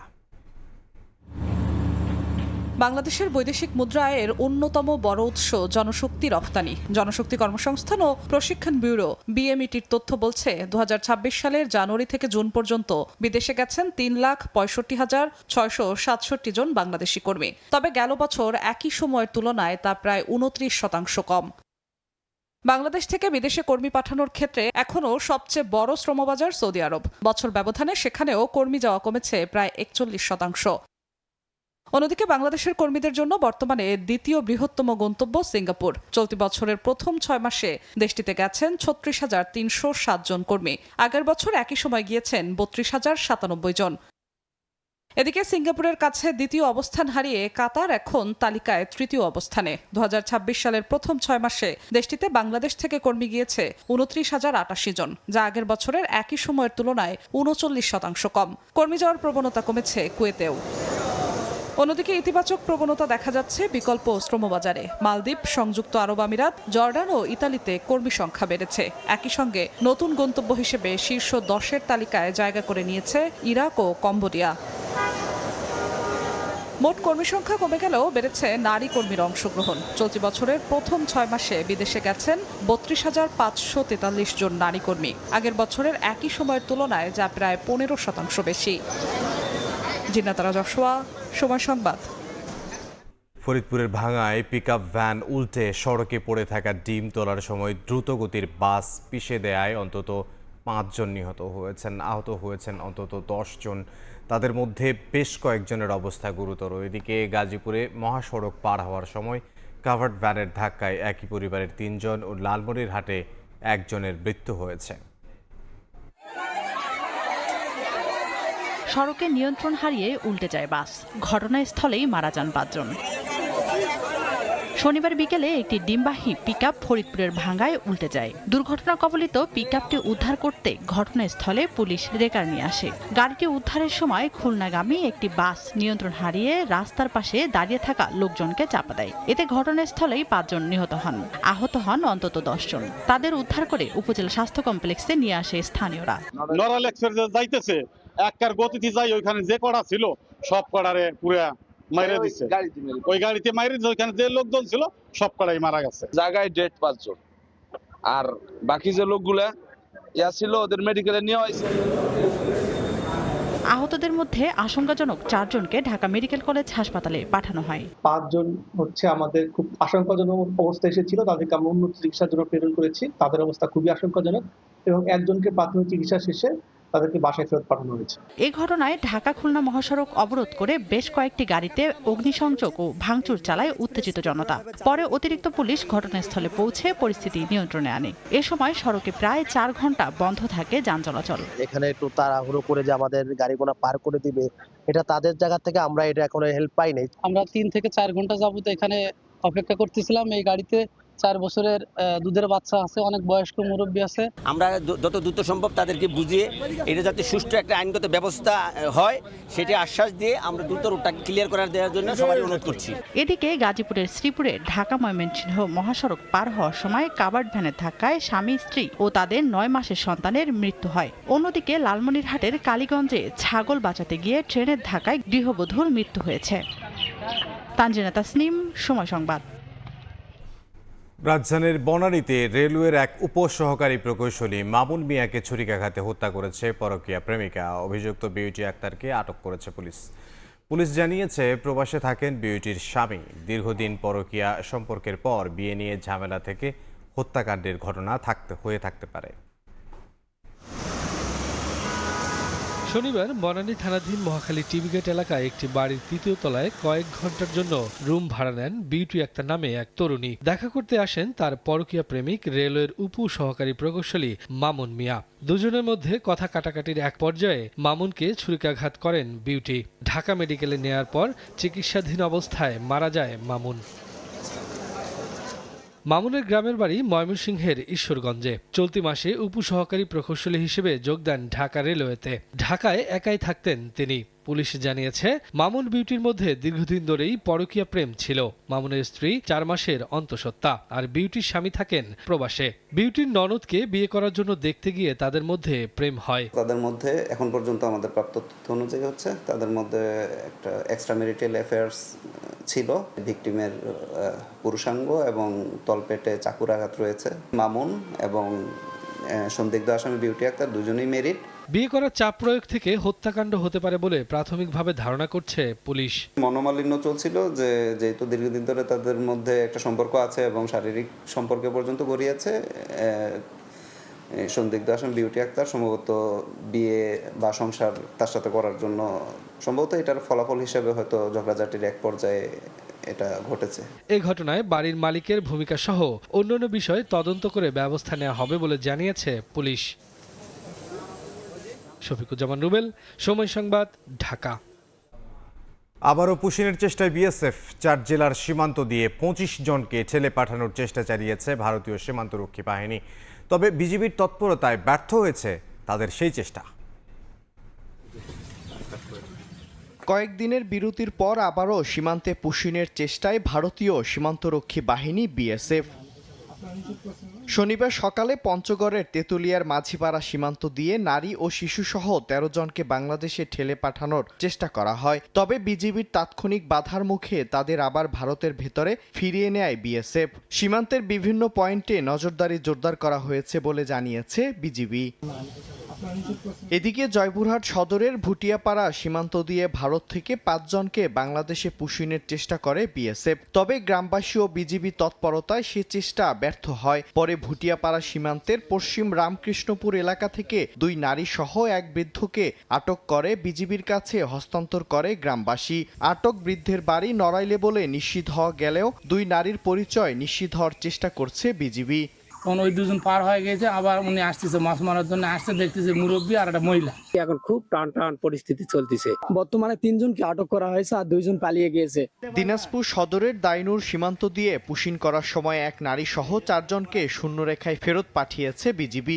এ ঘটনায় বিজিবির পক্ষ থেকে পতাকা বৈঠক ডাকা হলেও এখন পর্যন্ত সাড়া দেয়নি বিএসএফ। এছাড়াও লালমনিরহাটের পাটগ্রাম সীমান্ত 3 নারীকে বাংলাদেশে পুশিনের চেষ্টা করেছে বিএসএফ। তবে বিজিবি তাদের চেষ্টা ঠেকিয়ে দিয়েছে। বর্তমানে ওই 3 নারী ভারতের অভ্যন্তরে সীমান্ত থেকে প্রায় 150 গজ দূরে অবস্থান করছেন বলে জানিয়েছে বিজিবি।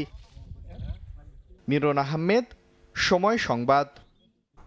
রফতানি আয়ের লক্ষ্যমাত্রা পূরণ হয়নি গেল অর্থবছরে, হয়নি আগের অর্থবছরের সমান আয়ও। এমন নেতিবাচক অবস্থার মধ্যেই গেল জুনে পাট ও পাটজাত পণ্য থেকে রফতানি আয় বেড়েছে 76% বেশি। প্রায় 50% করে প্রবৃদ্ধি হয়েছে চামড়া, কৃষিজাত ও প্রকৌশলী পণ্যের রফতানি আয়। জাহাজ রপ্তানি থেকে আয় বেড়েছে প্রায় 7%।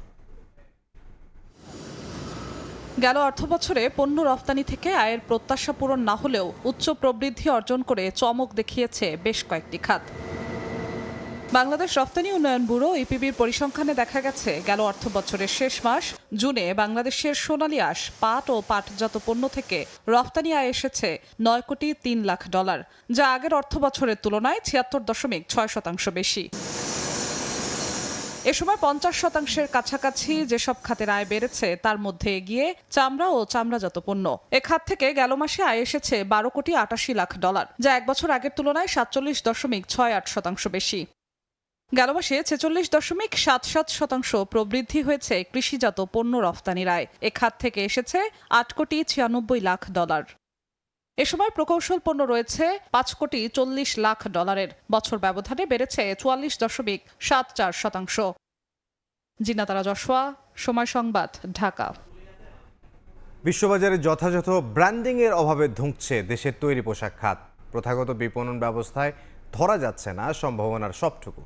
একই সঙ্গে কৃত্রিম বুদ্ধিমত্তার ব্যবহারে পিছিয়ে থাকায় উচ্চমূল্যের পণ্যের বাজারও হতে চলেছে হাতছাড়া।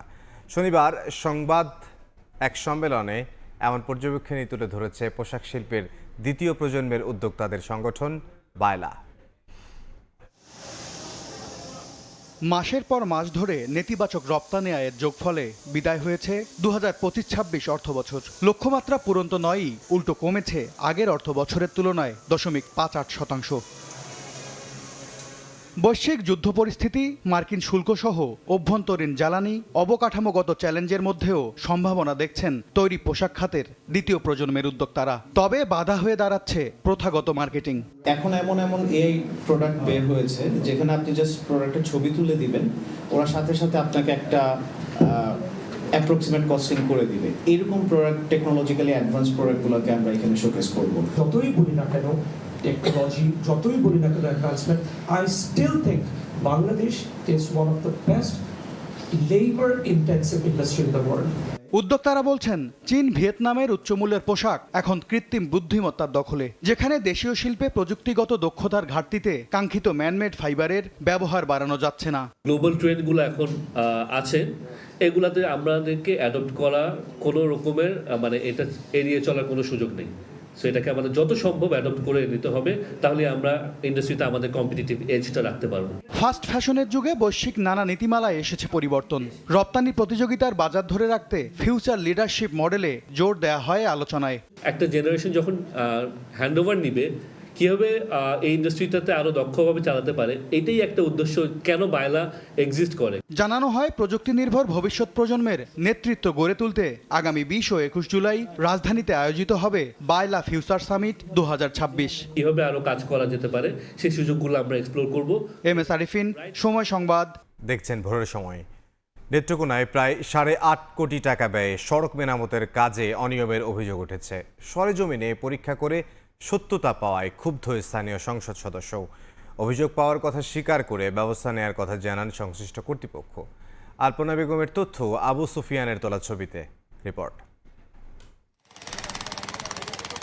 নিম্নমানের সামগ্রী ব্যবহার করায় উঠে যাচ্ছে সড়কের কার্পেটিং ঢালাই। সড়ক মেরামতের কাজের শুরুতেই অনিয়মের অভিযোগ উঠলে সংসদ সদস্য সরেজমিন পরিদর্শনে গিয়ে করেন পরীক্ষা নিরীক্ষা। কাজের মান দেখে অনিয়ম পরিলক্ষিত হলে ক্ষুব্ধ হন তিনি। 2025-26 অর্থ বছরে নেত্রকোনার আটপাড়ায় অভয়পাশা বাইপাস 7 কিলোমিটার সড়ক সংস্কারের জন্য ঠিকাদার নিয়োগ পান খায়রুল কবির রানা। কিন্তু সরেজমিনে কাজ করছেন আব্দুল্লাহ আল ফারুক খান সনি নামে স্থানীয় ঠিকাদার। 500 মিটার আরসিসি সড়কে চুক্তি অনুযায়ী কাজ হয়নি বলে অভিযোগ স্থানীয়দের। সরকারের টাকা কাজ করতে আমরা ভালো কাজ চাই, কাজ যাতে সুন্দরভাবে হয়, যাতে সুন্দর হয়। যে ব্যক্তি টেন্ডার পেয়েছে তাকে একটা চাপ প্রয়োগ করতে হবে, প্রেশার প্রয়োগ করতে হবে, বা তার টেন্ডারকে কোনো কারণে টেন্ডারকে নষ্ট করে দিতে হবে। ঠিকাদারের অনিয়মের বিষয়ে তদন্তের মাধ্যমে ব্যবস্থা নিতে বাস্তবায়নকারী কর্তৃপক্ষকে জানানো হয়েছে বলে জানায় উপজেলা প্রশাসন। আর চুক্তি অনুযায়ী কাজ বাস্তবায়ন না করলে ব্যবস্থা নেওয়ার কথা জানায় সংশ্লিষ্ট কর্তৃপক্ষ। আরসিসি ঢালাই হওয়ার কথা ছিল 12 ইঞ্চি, তো আমরা সরেজমিনে গিয়ে দেখেছি কোথাও সেটা 9 ইঞ্চি, কোথাও 8 ইঞ্চি। ইতিমধ্যেই আমরা পরিদর্শন করে ঠিকাদারকে সেসব ত্রুটি সমূহ মেরামতের জন্য নির্দেশনা দিয়েছি এবং পরবর্তীতে ঠিকাদারের বিরুদ্ধে আমরা যে কন্ট্রাক্ট অনুযায়ী আমরা প্রয়োজনীয় ব্যবস্থা গ্রহণ করব। অনিয়মকারীদের বিরুদ্ধে দুদকের অনুসন্ধান সহ দোষীদের বিরুদ্ধে ব্যবস্থা গ্রহণের দাবি জানান স্থানীয় সংসদ সদস্য। অনতি বিলম্বে উচ্চ ক্ষমতা সম্পন্ন একটি তদন্ত কমিটি গঠন করা হোক। এর সঙ্গে যারা জড়িত ঠিকাদার থেকে শুরু করে দায়িত্বশীল ব্যক্তি যারা রয়েছেন তাদের বিরুদ্ধে কঠোর ব্যবস্থা গ্রহণ করা হোক। 8,29,35,306 টাকা ব্যয়ে নেত্রকোনা মদন সড়কের বাইপাস অভয়পাশা আটপাড়া 7 কিলোমিটার সড়কে 5টি বক্স কালভার্ট সহ মেরামত কাজ শেষ হওয়ার কথা রয়েছে চলতি বছরের ডিসেম্বরে। সময় সংবাদ, নেত্রকোনা। 4 বছরেও শেষ হয়নি ময়মনসিংহের ত্রিশাল উপজেলা পরিষদ কমপ্লেক্সের নির্মাণ কাজ। মাঝপথে কাজ রেখে গা ঢাকা দিয়েছে ঠিকাদার। খোলা আকাশের নিচে নষ্ট হচ্ছে কোটি টাকার নির্মাণ সামগ্রী। ঠিকাদারি প্রতিষ্ঠানকে বারবার চিঠি দিলেও কাজে না ফেরায় কার্যাদেশ বাতিল করেছে এলজিইডি। গগন পণ্ডিতের ছবিতে ওবায়দুল হকের রিপোর্ট। পুরানো ভবনের জায়গার সংকট দূর করে বিভিন্ন সরকারি দফতরকে একই ছাদের নিচে আনতে নেওয়া হয়েছিল প্রকল্প। সেই লক্ষ্যে 2022 সালের অক্টোবরে ময়মনসিংহের ত্রিশাল উপজেলা পরিষদ চত্বরে 4 তলা বিশিষ্ট নতুন প্রশাসনিক ভবন ও 1 তলা হলরুম নির্মাণ কাজ শুরু হয়। চুক্তি অনুযায়ী 2024 সালের 30 জুনের মধ্যে নির্মাণ কাজ শেষ হওয়ার কথা ছিল। ঠিকাদারি প্রতিষ্ঠান messrs MI trading and co 2024 সালের 5 মার্চ পর্যন্ত কাজ করে তুলে নেয় 3,14 লাখ টাকার বিল। এর 5 মাস পর আওয়ামী লীগ সরকারের পতন হলে গা ঢাকা দেয় ঠিকাদারও। বর্তমানে খোলা আকাশের নিচে পড়ে থেকে নষ্ট হচ্ছে কোটি টাকার নির্মাণ সামগ্রী। এবং পুরাতন, অনেক পুরাতন, উপরে প্লাস্টার খসে পড়তেছে, এবং নানার মাধ্যমে দুর্ঘটনা ঘটে। কিছু কাজ হওয়ার পরে কাজ বন্ধ রয়েছে। বন্ধ হওয়ার কারণে যে সমস্যাটা সৃষ্টি হয়েছে সেটা হলো যে ভবনটুকু তৈরি হয়েছে এটুকুরও স্থায়িত্ব কমে যাচ্ছে। যদি ভবনটা নির্মিত হয় এবং এক কাঠামোর ভিতর যদি সব অফিস কার্যালয় থাকে তাহলে আমাদের মনে হয় সেবার মান খুব ভালো হবে। এলজিডি বলছে ঠিকাদারি প্রতিষ্ঠানকে একাধিকবার চিঠি দিয়েও কাজে ফেরানো সম্ভব হয়নি। পরে বাতিল করা হয়েছে কার্যাদেশ। নতুন ঠিকাদার নিয়োগের মাধ্যমে দ্রুত অবশিষ্ট নির্মাণ কাজ শেষ করার আশ্বাস সংশ্লিষ্ট কর্মকর্তার। বলছি ফিজিক্যালি আসেন, আপনাকে তো আমি দেখলামই না। তো সে কি করে আমাকে ফোন দিয়ে বলবে যে আমি লোক পাঠাচ্ছি, মানে লেবার মিস্ত্রি পাঠাচ্ছি, আজ না কাল গাড়ি আসতেছে, এই গাড়ি লোড হইলো, এই যে এখন নামবে, এই টাইপের কথাবার্তা। পরে যখন দেখলাম যে না, এটা তো আসলে হচ্ছে না, স্যারের পরামর্শক্রমে এটা আমরা বাতিল করে দিই। অবশিষ্ট কাজগুলো আবার নতুন করে আপনার টেন্ডারের মাধ্যমে যেটি যথাযথ প্রক্রিয়া অনুসরণ করে আমরা এই কার্যক্রমটি দ্রুত শেষ করার ব্যাপারে আমরা পদক্ষেপ গ্রহণ করেছি। এলজিইডির তথ্য মতে ত্রিশাল উপজেলা পরিষদ কমপ্লেক্স নির্মাণ প্রকল্পের ব্যয় ধরা হয় 6,81,00,000 টাকা। ওবায়দুল হক, সময় সংবাদ, ময়মনসিংহ। প্রায় 100 কোটি টাকার সড়ক নির্মাণের মেগা প্রকল্পের যুগে প্রবেশ করতে যাচ্ছে সিলেট। নিজস্ব প্রযুক্তিতেই অ্যাসফল্ট ও রেডি মিক্স কংক্রিট উৎপাদন করবে সিটি কর্পোরেশন। প্রকল্পে সিসিকের চাহিদা মিটিয়ে রাজস্ব আয় ও গুণগত মান নিশ্চিতে অভিজ্ঞ জনবল নিয়োগের পরামর্শ বিশেষজ্ঞদের। দিগেন সিংহের ক্যামেরায় জয়ন্ত কুমার দাসের রিপোর্ট। রাস্তা নির্মাণের সবচেয়ে গুরুত্বপূর্ণ উপকরণ হটমিক্স অ্যাসফল্ট ও রেডিমিক্স কংক্রিট। এতদিন সড়ক সহ বিভিন্ন প্রকল্পের জন্য নির্ভর করতে হতো অন্য প্রতিষ্ঠানের উপর। এবার সেই নির্ভরতা কমাতে সিলেটে নির্মাণ হচ্ছে আধুনিক অ্যাসফল্ট ও রেডিমিক্স প্লান্ট। নতুন এই প্লান্ট চালু হলে প্রয়োজন অনুযায়ী নির্ধারিত অনুপাতে পাথর, বালু ও বিটুমিন মিশিয়ে দ্রুত অ্যাসফল্ট উৎপাদন সম্ভব হবে। একই সঙ্গে রেডিমিক্স প্লান্ট থেকে মানসম্মত কংক্রিট সরবরাহ করা যাবে সড়ক, ড্রেন, কালভার্ট সহ বিভিন্ন নির্মাণ কাজে। প্রকল্পের আওতায় স্থাপন করা হচ্ছে ঘন্টায় 100 টন উৎপাদন ক্ষমতার অ্যাসফল্ট মিক্সিং প্লান্ট এবং ঘন্টায় 60 ঘনমিটার সক্ষমতার রেডিমিক্স কংক্রিট বেচিং প্লান্ট। ইতিমধ্যে যন্ত্রপাতি সংগ্রহের দরপত্র আহ্বান করেছে সিটি কর্পোরেশন। বর্তমানে প্রকল্পের স্থানে 2টি ভবনের কাজ চলমান। যে মেটেরিয়াল যেগুলি আসবে আর কি, আমাদের কনক্রিট, তারপরে অ্যাসফল্ট, এটা আমাদের নিয়ন্ত্রণাধীন হবে, ফলে আমাদের কাজের মান বেড়ে যাবে। এবং অন্য একটি জায়গা বা প্রতিষ্ঠানে থেকে এই সুবিধাটুকু নিতে যে বর্ধিত অর্থ ব্যয় হতো, সেটাও সাশ্রয় হবে। প্লান্টটি সঠিকভাবে স্থাপন, পরিচালনা ও রক্ষণাবেক্ষণ করা হলে সিসিকের রাজস্ব আয়ও বাড়বে। উৎপাদিত পণ্যের মান উন্নয়নে যোগ্য ও অভিজ্ঞ জনবল নিয়োগের পরামর্শ বিশেষজ্ঞদের। রোডস, এলজিডি তারাও যদি সার্ভিসগুলো সিটি কর্পোরেশন থেকে নেয়, তাহলে কোয়ালিটি ম্যাটেরিয়ালস আসবে এবং সাথে সাথে সিটি কর্পোরেশন তাদের রেভিনিউ জেনারেট হবে, যেটা সিটি কর্পোরেশনের জন্য অ্যাজ এ হোল আমাদের আসলে কান্ট্রির জন্য সেটা পজিটিভ। মান উন্নয়নের জন্য এখানে যারা কাজ করবেন, যেসব ইঞ্জিনিয়াররা এখানে কাজ করবেন, আমি আশা করব যে যোগ্য এক্সপার্টরা এখানে কাজ করবেন। নগরীর দক্ষিণ সুরমার তেতলি এলাকায় 8.20 একর জায়গা জুড়ে অ্যাসফল্ট প্লান্টটি স্থাপন করা হচ্ছে। সড়ক উন্নয়নে সিলেট সিটি কর্পোরেশনের নিজস্ব এই প্রকল্পটি বাস্তবায়ন হলে সম্ভাবনার এক নতুন দ্বার উন্মোচিত হবে। এবার দেখার বিষয়, পরিকল্পনা অনুযায়ী প্রকল্পটি কবে নাগাদ বাস্তবায়ন করে নগরবাসীকে সুফল দিতে পারে সিলেট সিটি কর্পোরেশন। জয়ন্ত কুমার দাস, সময় সংবাদ, সিলেট। ভোরের সময়ের পরবর্তী সংবাদগুলো জানাতে যুক্ত হবেন সাবরিনা মজুমদার। ইমদাদ, ধন্যবাদ আপনাকে। পরবর্তী সংবাদগুলো জানাতে যুক্ত হব আমি সাবরিনা মজুমদার। চলছে আর্জেন্টিনা সুইজারল্যান্ডের সেমিফাইনালে নিশ্চিতের লড়াই। ম্যাচটি বড় পর্দায় দেখতে ভিড় করছেন সমর্থকরা। সে খবর জানতে শুরুতেই যাচ্ছি ঢাকা বিশ্ববিদ্যালয়ের টিএসসিতে জিহাদ আল হাসানের কাছে।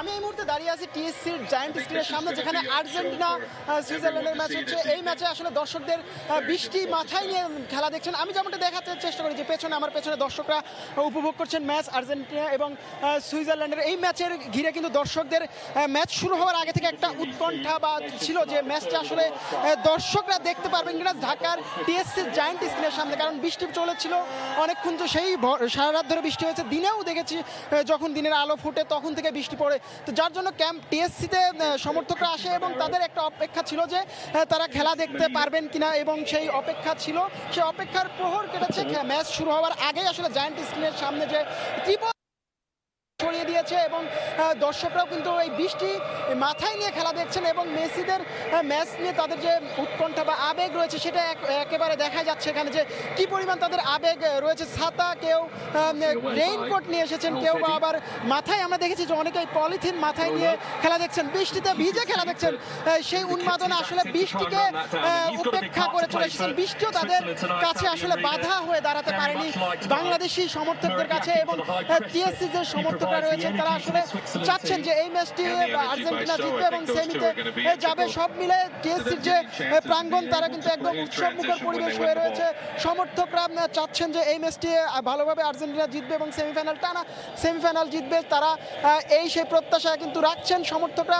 দেখেছি দারুণভাবে কিন্তু এসেছেন এবং একদম বিশ্বকাপের উন্মাদনার আমেজ যেটাকে বলা যায়, সমর্থকরা জার্সি, পতাকা, সেই সঙ্গে অনেকে দেখেছি ট্যাটু, প্রিয় দলের পতাকা ট্যাটু কিন্তু নিয়ে এসে ট্যাটু কিন্তু আঁকিয়ে কিন্তু নিয়ে এসেছে। সময় আমরা যেমনটা দেখাচ্ছিলাম যে স্ক্রিনের সামনে কিন্তু হাজার হাজার সমর্থক রয়েছেন এবং ছাতা মাথায় নিয়ে আমরা অন্য বিগত ম্যাচের কথা যদি বলি যে এই বৃষ্টি না হলে সমর্থকরা আরও বেশি হতো, টিএসসি প্রাঙ্গণে একদম পা দেওয়ার কিন্তু জায়গা থাকে না, সেটা আমরা জানি। কিন্তু যে পুরো সমর্থকরা এই টিএসসি প্রাঙ্গণ এক প্রকার দখল করে রাখে। আর্জেন্টিনার সমর্থকদের কথা যদি বলি তাদের ক্ষেত্রে কিন্তু একটা বেশি উদ্দীপনা বা উন্মাদনা কাজ করে। আর্জেন্টিনা ক্রেজি ফ্যানদের কথা বিশেষ করে না বললেই নয়, বাংলাদেশ সমর্থকদের কথা সবাই জানে যে আর্জেন্টিনার খোদ লিওনেল মেসিও কিন্তু বাংলাদেশ পাগলাটে ভক্তদের কথা তাদের অজানা নয়। তো এই ম্যাচের কথা যদি বলি যে মাত্র ম্যাচ শুরু হয়েছে, 5 মিনিট চলছে। আর্জেন্টিনা যেমনটি যে দেখেছি যে ডমিনেট করার চেষ্টা করবে এই ম্যাচে। আর সুইজারল্যান্ডের কথা যদি বলি তারাও কিন্তু দারুণভাবে রক্ষণাত্মক এবং শারীরিক ফুটবলে, যেটা লিওনেল স্কালোনি কালকে বলে রেখেছিলেন যে তারা আসলে শারীরিক ফুটবলে বেশ মনোযোগী এবং সেখানে তারা খুবই স্ট্রং। তো সুইজারল্যান্ড কিন্তু এর আগের ম্যাচে নকআউটের কথা যদি বলি সবশেষ 2 ম্যাচে তারা কিন্তু আলজেরিয়া, কলম্বিয়ার কথা যদি বলি সেখানে কিন্তু তারা আগে গোল কনসিড করেনি, সবসময় কিন্তু তারা গোলে লিড নিয়ে রেখেছে, যেটা বড় একটা অ্যাডভান্টেজ হবে। আর্জেন্টিনার লাস্ট ম্যাচের কথা যদি বলি তারা যে ম্যাচে যে গোল কনসিড করার পরে প্রত্যাবর্তন করেছে সেটা দুর্দান্ত। সমর্থকরা সেই ম্যাচের পরে আত্মবিশ্বাস যে তারা ফাইনাল খেলবেন বা শিরোপা ডিফেন্ড করবেন, সেই আত্মবিশ্বাস কিন্তু বহু গুণে বেড়ে গেছে সব শেষ ম্যাচে, যেখানে আর্জেন্টিনা জিতেছে এবং কোয়ার্টারে টিকিট নিশ্চিত করেছে। সেই ম্যাচে শেষ 16 ম্যাচটাই যদি বলি যে সেই ম্যাচটা দুর্দান্ত আর্জেন্টিনা কামব্যাক করেছে। লিওনেল মেসির কথা যদি বলি যে লাস্ট 11 মিনিটে যেভাবে 3টি গোল করেছে সেখানে কিন্তু 2টি আর্জেন্টিনার অধিনায়ক লিওনেল মেসির কিন্তু কন্ট্রিবিউট ছিল বা সহযোগিতা ছিল। সেই লিওনেল মেসির কথা যদি বলি যে ওই ম্যাচটি কিন্তু লাস্ট 12 মিনিটে মেসি 8টি চান্স ক্রিয়েট করেছে। তো বলাই যায় যে লিওনেল মেসি আসলে এই ম্যাচটা জিততে কত পরিমাণ উদ্গ্রীব বা উৎকণ্ঠা বা কতটা ইফোর্ট তিনি দিয়েছেন সেটা তার ওই যে 12 মিনিটে 8টা চান্স ক্রিয়েটই কিন্তু বলে দেয়। সেই ম্যাচে আসলে লিওনেল মেসির পারফরমেন্স বা অন্য প্লেয়ারদের পারফরমেন্স নিয়ে যদি একটু অসন্তুষ্ট দর্শকদের থাকতে পারে সে ছিল বা ম্যাচ শেষে তারা বিজয়ের হাসি এসেছে, সেই হাসি কিন্তু তাদের সেই ব্যর্থতা বা সব কিছু কিন্তু ভুলে দিয়েছে এবং তারা কিন্তু আর্জেন্টিনা যে সমর্থকরা যারা প্রত্যাশা করছেন যে এই ম্যাচটি তারা জিতবেন এবং সেমিফাইনালে যাবেন, তারা অনেক সমর্থকদের সঙ্গে কথা বলেছি, তারা বলেছেন যে তারা এবারও আসলে চান যে ফ্রান্সকে যেন তারা ফাইনালে পান এবং ফাইনালে যেতে হলে কিন্তু এখন তাদের এই ম্যাচ সহ আরও একটি ম্যাচ রয়েছে। তো এই 2 ম্যাচ পরে তাদের ফাইনালে টিকিট বা ফাইনালে প্রতিপক্ষ কে হবে সেটা জানবে। তো এই ছিল ঢাকা টিএসসি থেকে আমার কাছে সবশেষ তথ্য দর্শক উন্মাদনা নিয়ে। তো আমার আরও বিশ্বকাপ উন্মাদনা নিয়ে ঢাকা ড্যাফোডিল ইউনিভার্সিটিতে রয়েছেন আমার সহকর্মী রাফি, তার কাছে চলে যাব বিশ্বকাপ উন্মাদনার খবর জানতে। আত্মবিশ্বাস আর শিরোপা জয়ের স্বপ্নকে সঙ্গী করে সকাল থেকে আর্জেন্টাইন সমর্থক যারা আছে তারা খেলা দেখতে উপস্থিত হয়েছে।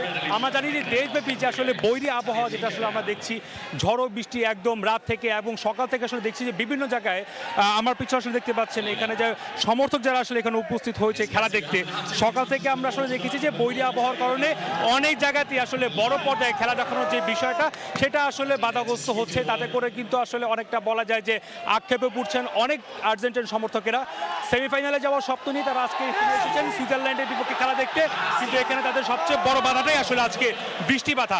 আর সেই বাধাকে অবশ্য উপেক্ষা করেই তারা আজকে উপস্থিত হয়েছেন। যদিও ড্যাফোডিল ইন্টারন্যাশনাল ইউনিভার্সিটিতে আমরা সচরাচর যেই পরিমাণ আসলে ক্রাউড দেখি তার চেয়ে একটু কমই আসলে এখানে দেখতে পাচ্ছি। এরপরও দর্শকদের যে আত্মবিশ্বাস, সেই আত্মবিশ্বাসকে পুঁজি করে কিন্তু আজকে এখানে আসলে খেলা দেখা চলছে বড় পর্দাতে। আরও একটা বিষয় অবশ্যই জানিয়ে রাখতে চাই, ড্যাফোডিলে এখনো পর্যন্ত আমরা যখনই আসলে আর্জেন্টিনা ম্যাচ হয় তখনই আমরা দেখি যে আর্জেন্টিনার রাষ্ট্রদূত সহ অন্যান্য দেশের রাষ্ট্রদূত তারা আসলে এখানে এসে খেলা উপভোগ করেন। সবশেষে আমরা ব্রাজিল ম্যাচের আমরা দেখেছিলাম, ব্রাজিল আর নরওয়ের ম্যাচেতেও নরওয়ের যে রাষ্ট্রদূত ছিল তারা এসে খেলা দেখেছেন। আজকেও কিন্তু ব্যতিক্রম নয়, সুইজারল্যান্ডের রাষ্ট্রদূত তিনি কিন্তু আজকে এখানে এসেছেন খেলা উপভোগ করতে এবং তাদের যে আসলে তিনি আসলে বলছিলেন খেলা শুরু হওয়ার আগেই যে তিনি জানেন যে এখানে আর্জেন্টিনা সমর্থকের সংখ্যাই আসলে সবচেয়ে বেশি। এরপরও যে আসলে মানে তিনি আসলে এখানে এসেছেন জানেন যে প্রতিপক্ষ এখানে যারা আছেন সবাই আসলে তাদের প্রতিপক্ষ। এরপরেও যে ভালো লাগা আসলে বাংলাদেশের ফুটবল উন্মাদনায় তাদের যে আসলে ভালো লাগা কাজ করেছে, সেই ভালো লাগা থেকে কিন্তু তারা এখানে বড় স্ক্রিনে খেলা দেখতে এসেছেন।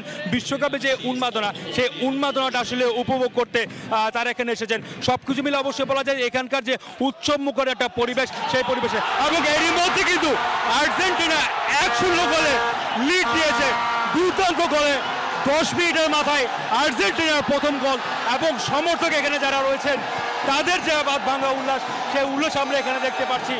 এবং এখানকার পরিবেশ অবশ্যই বলতে হয় যে আত্মবিশ্বাস নিয়ে তারা আসলে খেলা দেখতে এসেছেন, সেমিফাইনালের স্বপ্ন নিয়ে এসেছেন। সেই স্বপ্নের প্রথম যে স্টেপটা তারা কিন্তু আসলে পারে গেছে। 1-0 গোলে আর্জেন্টিনা লিড নিয়েছে। বর্তমান চ্যাম্পিয়নরা 1-0 গোলে এগিয়ে গেছে। সুইজারল্যান্ডে যে দূতাবাস, রাষ্ট্রদূত এখানে আসলে এসেছেন দূতাবাস থেকে, তারা কিন্তু আসলে এখানে হয়তোবা আক্ষেপ নিয়ে এই খেলাটা তারা আসলে দেখছে। নিজের দল, নিজের দেশ 1-0 গোলে পিছিয়ে পড়েছে, এটা আসলে সাক্ষী হচ্ছে। সব কিছু মিলে বলা যায় যে এখানকার যে আসলে পরিবেশ, এখানকার যে আসলে উন্মাদনা, সেটা আরও বহু গুণে বেড়ে গেছে। বৃষ্টির বাধা উপেক্ষা করে, যেই বাধা উপেক্ষা করে আজকে খেলা দেখতে এখানে এসেছেন, তার একটা বড় একটা বলয় কিন্তু আসলে বলা যায় যে মানে এই উন্মাদনাটা আসলে ছড়িয়ে পড়ছে। শুধুমাত্র ঢাকা না, ঢাকার বাইরেও কিন্তু আসলে এই উন্মাদনাটা ছড়িয়ে পড়েছে। এখন আমরা আসলে এই উন্মাদনা জানতে চলে যাব বরিশালে বাপ্পি রানাতে আর্জেন্টিনার সমর্থকদের উন্মাদনার কথা।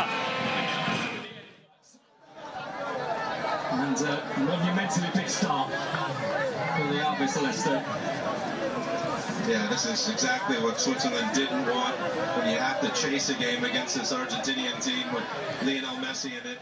You're going to have to open up at some stage, and Messi will find openings.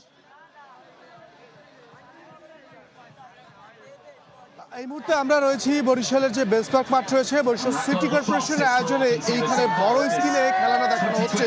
এবং এই সকালবেলাতেই বৃষ্টিকে উপেক্ষা করে আর্জেন্টাইন যে সমর্থকরা রয়েছেন তারা যেভাবে পারছেন এসেছেন, সেই বৃষ্টিকে উপেক্ষা করে তারা কেউ ছাতা, কেউ বা আবার রেইনকোট পরে, আবার কেউ বা আকাশি নীলের জার্সিতে সেই মাঠে কিন্তু এসেছেন। সেই সকাল থেকে আমরা দেখতে পাচ্ছি যে বৃষ্টিকে উপেক্ষা করে এখানকার যারা আর্জেন্টাইন সমর্থকরা রয়েছেন তারা পুরো মাঠের এই একাংশ জড়িয়ে রয়েছেন। ইতিমধ্যে আর্জেন্টিনা একটি গোল দিয়েছেন এবং সেই গোলের পরপরই কিন্তু পুরো মাঠ জুড়ে যে দর্শকদের যে সে বাদ ভাঙা উচ্ছ্বাস, সেটি কিন্তু আমরা দেখতে পেয়েছিলাম একটু আগেই। এবং একটু বলে রাখি, বরিশালে শুধুমাত্র সিটি কর্পোরেশনের আয়োজনে বেসপার্ক মাঠে নয়, এরই পাশাপাশি সিটি কর্পোরেশনের আয়োজনে টাউন হলে একটি খেলা দেখানোর কথা ছিল। এবং এছাড়া বিএম কলেজের যে অডিটোরিয়াম ভবন রয়েছে, সেখানে কলেজের আয়োজনে সেই খেলা দেখানো হচ্ছে। একই সাথে বরিশাল বিশ্ববিদ্যালয়েও কিন্তু সেই খেলা চলছে। আমরা দেখতে পাচ্ছি যে বৃষ্টিকে উপেক্ষা করে আর্জেন্টাইন যারা সমর্থকরা রয়েছেন তারা কিন্তু সেই মাঠে জড়ো হয়েছেন এবং সেই তারা বড় স্ক্রিনে সিটি কর্পোরেশনের আয়োজনে যে বড় স্ক্রিনে খেলা দেখানো হচ্ছে সেটি তারা উপভোগ করছেন। এবং তারা আজকে এখানকার যারা দর্শক রয়েছেন তারা আজকে চান এই কোয়ার্টার ফাইনালের পরে তারা সেমিফাইনালে অবশ্যই অংশগ্রহণ করবেন এবং সেটি তারা আজকে তাদের যে খেলা রয়েছে সেই খেলার মধ্য দিয়ে তারা সেটি প্রকাশ করতে চান। এবং গত যে এর আগের যে রাউন্ড 16-এর যে খেলা ছিল সেই খেলাতে কিন্তু আমরা দেখতে পেয়েছিলাম যে যারা আর্জেন্টাইনের সাথে যে একটা হাড্ডাহাড্ডি লড়াই ছিল এবং সেই রোমাঞ্চকর লড়াই ছিল, সেই লড়াই থেকে আমরা দেখতে পেয়েছিলাম। আমরা এই মুহূর্তে যুক্ত হতে চাই সহকর্মীতে, আমাদের সিলেটে আমাদের যে সহকর্মী রয়েছেন তার সাথে যুক্ত হতে চাই।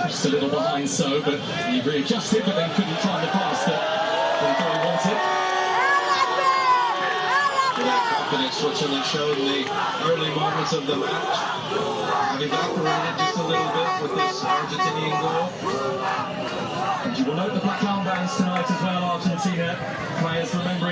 ঠিক এই মুহূর্তে আপনারা কিন্তু দেখছেন বৃষ্টিকে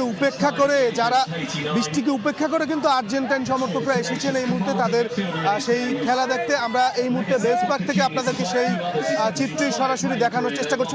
এখানকার আর্জেন্টাইন যারা দর্শক রয়েছেন তারা চাচ্ছেন বিজয়ী হয়ে সুইজারল্যান্ডের সাথে তারা সেমিফাইনালে অংশ নেবেন। এই ছিল বরিশাল থেকে আমার কাছে সর্বশেষ। দর্শক, যুক্ত ছিলাম ঢাকা এবং বরিশাল থেকে বিশ্বকাপের খবর জানতে। কৃষি পণ্য রফতানিতে নতুন সম্ভাবনা সৃষ্টি হলেও আধুনিক প্যাকেজিং হাউসের অভাবে ভুগছেন সিলেটের কৃষক ও রফতানিকারকরা। ঢাকা থেকে প্যাকিং করায় কমছে পণ্যের গুণগত মান, পাশাপাশি পরিবহন খরচ বাড়ায় কমেছে রফতানি। ব্যবসায়ীরা বলছেন স্থানীয় পর্যায়ে আন্তর্জাতিক মানের প্যাকেজিং হাউস স্থাপন হলে কয়েক গুণ বাড়তে পারে রফতানি। দিগেন সিংহের ছবিতে ইকরামুল কবিরের রিপোর্ট। নিরাপদ, মানসম্মত ও টেকসই উপায়ে রপ্তানিযোগ্য কৃষি পণ্য উৎপাদনে আন্তর্জাতিক formula good agricultural practices gap. এই ফর্মুলা অনুযায়ী পণ্য উৎপাদনে কৃষি বিভাগ সিলেটের কৃষকদের প্রশিক্ষিত করে তুলছে। এর ধারাবাহিকতায় জেলার জৈন্তাপুরে 30 হেক্টর জমিতে 2 শতাধিক ঝাড়া লেবুর চাষ করা হয়েছে। চাহিদার কারণে আমাদের এই বিস্তীর্ণ 5 নং ফতেপুর ইউনিয়ন, বিশেষ করে বাংলাদেশের এই জায়গায় এই লেবুগুলা ভালো হয়। এই লেবুটা চাষ করলে অধিক ফলন পাওয়া যায়। ঝাড়া লেবু সহ বিভিন্ন জাতের লেবু, গোয়ালগাদ্দা সিম, নাগামরিচ, পান, ফরাসের বিচি, সাতকরা সহ সিলেটে উৎপাদিত 25টি রপ্তানিযোগ্য পণ্য রয়েছে। যুক্তরাজ্যে বিভিন্ন দেশের শাকসবজি পাওয়া গেলেও সিলেটের টাটকা শাকসবজির রয়েছে বাড়তি চাহিদা। লন্ডন ট্রাভেল করতে হয় শুধু ওই বাংলাদেশি সবজির জন্য। শুধু বাংলাদেশের যে টেস্ট, যতক্ষণ পর্যন্ত আমি সেখানে গিয়ে আমি এই বাংলাদেশি সবজি না এনে আমি খেয়েছি। দীর্ঘ প্রতীক্ষার পর সিলেট ওসমানী আন্তর্জাতিক বিমানবন্দরে চালু করা হয়েছে এক্সপোর্ট কার্গো কমপ্লেক্স, কিন্তু প্যাকিং হাউস না থাকায় যুক্তরাজ্য সহ বিশ্বের বিভিন্ন দেশে সিলেট অঞ্চলের টাটকা শাকসবজি পর্যাপ্ত পরিমাণে রপ্তানি করা যাচ্ছে না।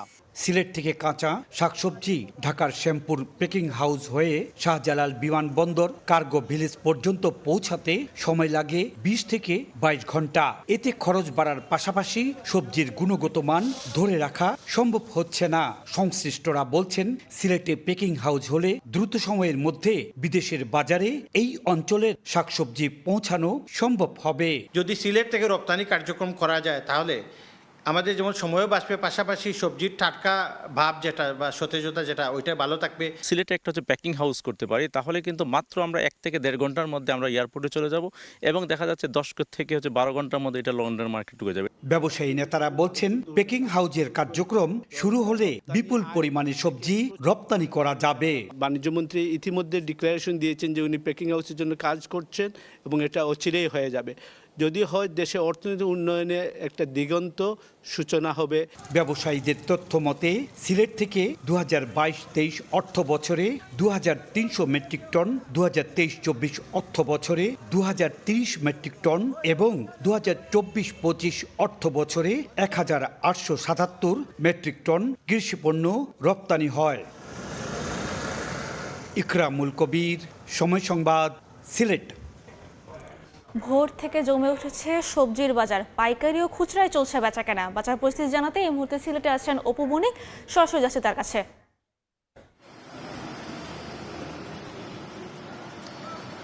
সিলেটের সবচেয়ে বড় এবং পাইকারি যে সবজি বাজারটি রয়েছে, এই পাইকারি বাজারটি হচ্ছে সুবহানীঘাটে এবং এই মুহূর্তে রয়েছে আমরা সুবহানীঘাটের ঠিক যে সবজির যে পাইকারি বাজারটি আছে সেই জায়গাটাতে। আজকের যদি আমি একটু সবজির যে বাজারটি আছে সেই বাজারের যদি দর একটু বলতে চাই, তাহলে গত এক সপ্তাহের তুলনায় কিন্তু আজকের বর্তমান বাজার পরিস্থিতিটা একটু চড়া বললেই চলে। এখানকার যে যারা স্থানীয় ব্যবসায়ীরা রয়েছেন তাদের সাথে আমরা কথা বলেছিলাম, তারা যেমনটি বলেছেন প্রতিটি সবজিতেই কিন্তু কেজিতে প্রায় 50 থেকে 60 টাকা, কখনো কখনো প্রায় 100 টাকাও কিন্তু দাম বেড়ে গিয়েছে।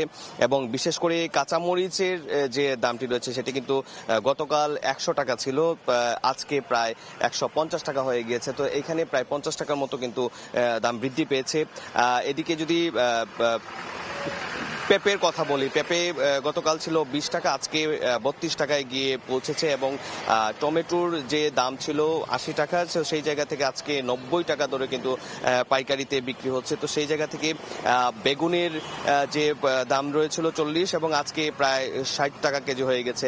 এই জায়গাতে আসলে 20 টাকা করে বেড়ে গিয়েছে। তো যেমনটি বলছিলাম, প্রত্যেকটি সবজিতেই কিন্তু আসলে দাম বেড়ে যাওয়ার যে কারণ, তারা যেমনটি বলছেন যে বিভিন্ন জায়গায় আসলে প্রচুর বৃষ্টিপাতের কারণে, কিছু কিছু জায়গায় জলাবদ্ধতা এবং কিছু কিছু জায়গায় আসলে বন্যা হয়ে যাওয়ার কারণে বাইরে থেকে খুব কম পরিমাণে আসলে সবজি সিলেটে ঢুকছে, যার কারণে আসলে তেমন রমরমা যে ব্যবসাটি ছিল সেই ব্যবসাটি কিন্তু আমরা লক্ষ্য করছি না। আজকে সব ভোর থেকে আমরা এখানে অবস্থান করছিলাম, আসলে তেমন পরিমাণ সবজি পণ্যবাহী যে ট্রাকগুলো রয়েছে দূর দূরান্ত থেকে, সেগুলো কিন্তু আজকে চোখে পড়েনি।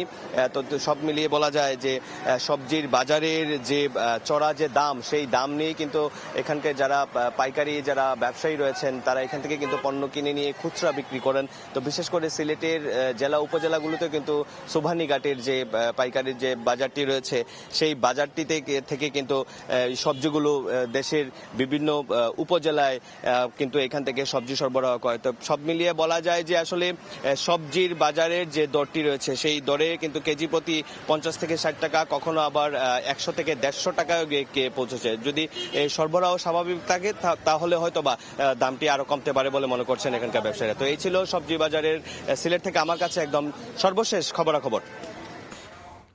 যুক্ত ছিলাম সিলেট থেকে।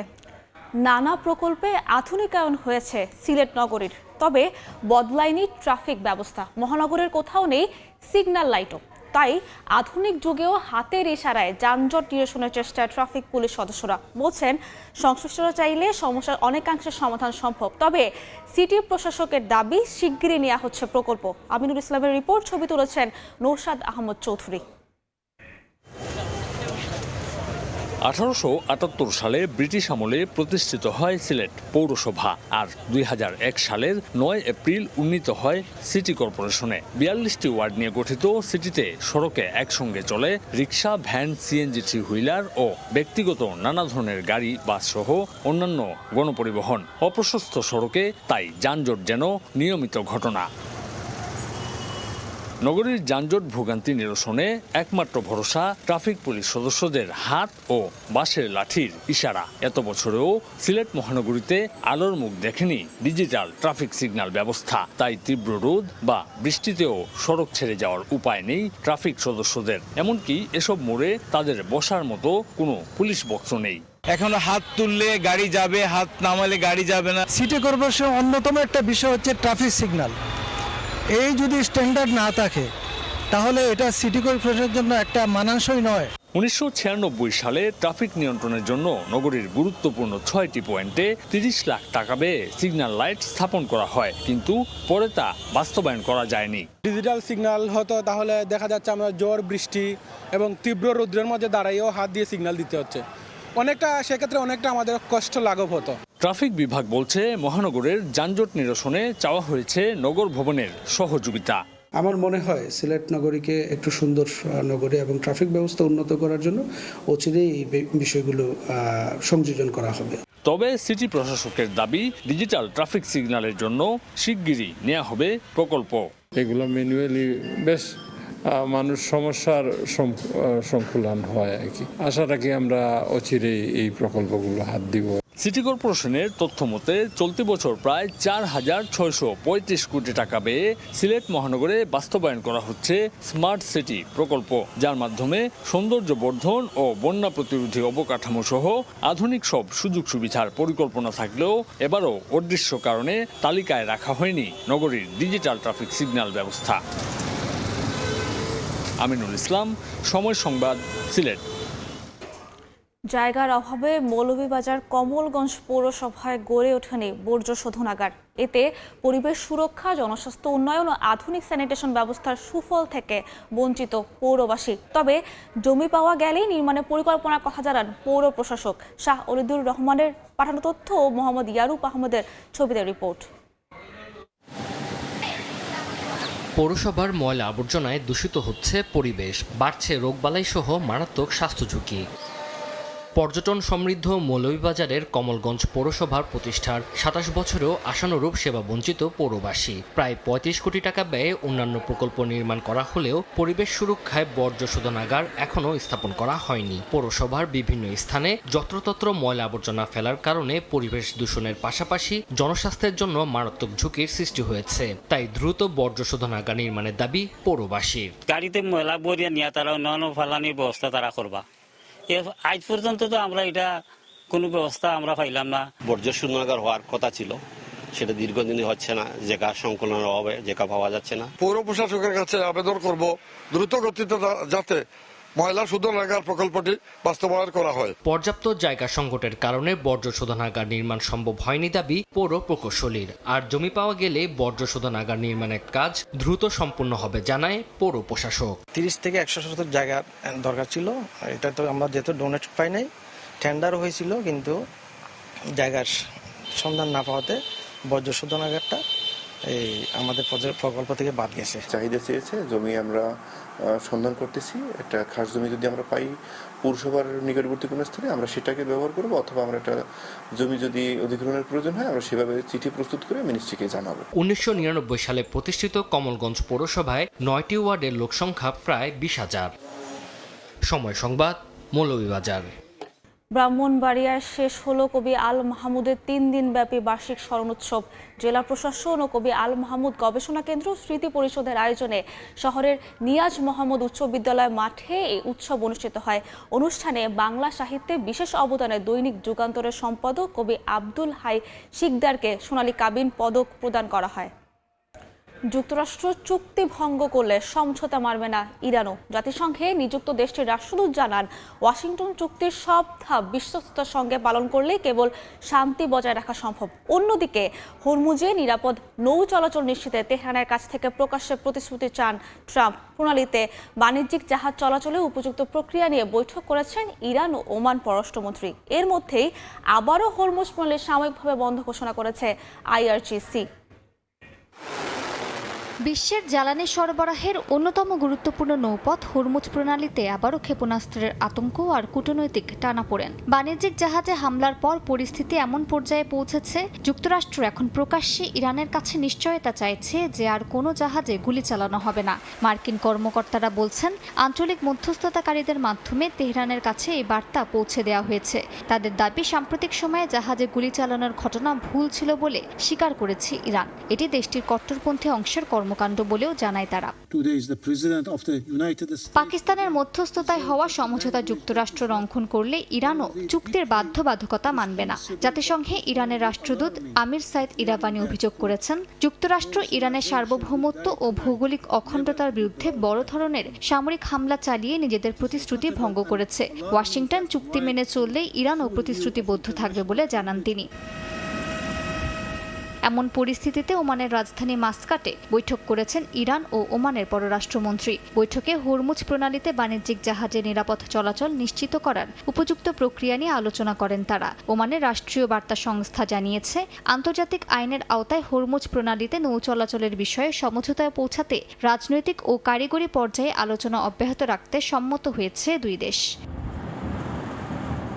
এদিকে হরমুজ প্রণালী সাময়িকভাবে বন্ধ ঘোষণা করেছে ইরানের ইসলামিক রেভলিউশনারি গার্ড বাহিনী। পরবর্তী নির্দেশ না দেয়া পর্যন্ত কোনো জাহাজকে এই নৌপথ দিয়ে চলাচল করতে দেয়া হবে না বলে জানিয়েছে বাহিনীটি। যুক্তরাষ্ট্রের হস্তক্ষেপ বন্ধ না হওয়া পর্যন্ত এই সিদ্ধান্ত বহাল থাকবে বলেও হুঁশিয়ারি দিয়েছে তেহরান।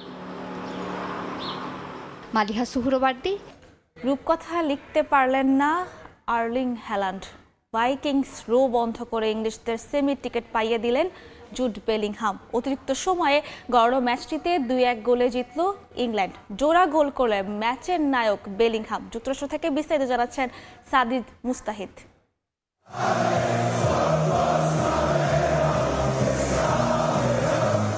11 জুলাই এই তারিখে 2018-তে বিশ্বকাপ সেমিফাইনাল আর 21-এ ইউরো ফাইনালে হেরেছিল ইংল্যান্ড। তবে 2026-এ এসে সেই জুজু কাটল থ্রি লায়নদের। নরওয়ের স্বপ্নযাত্রা থামিয়ে 8 বছর পর বিশ্বকাপের সেমিফাইনালে থ্রি লায়ন্স।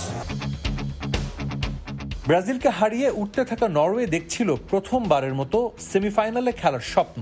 মায়ামিতে শুরুতে কিছু বিচ্ছিন্ন আক্রমণ করে দুদল।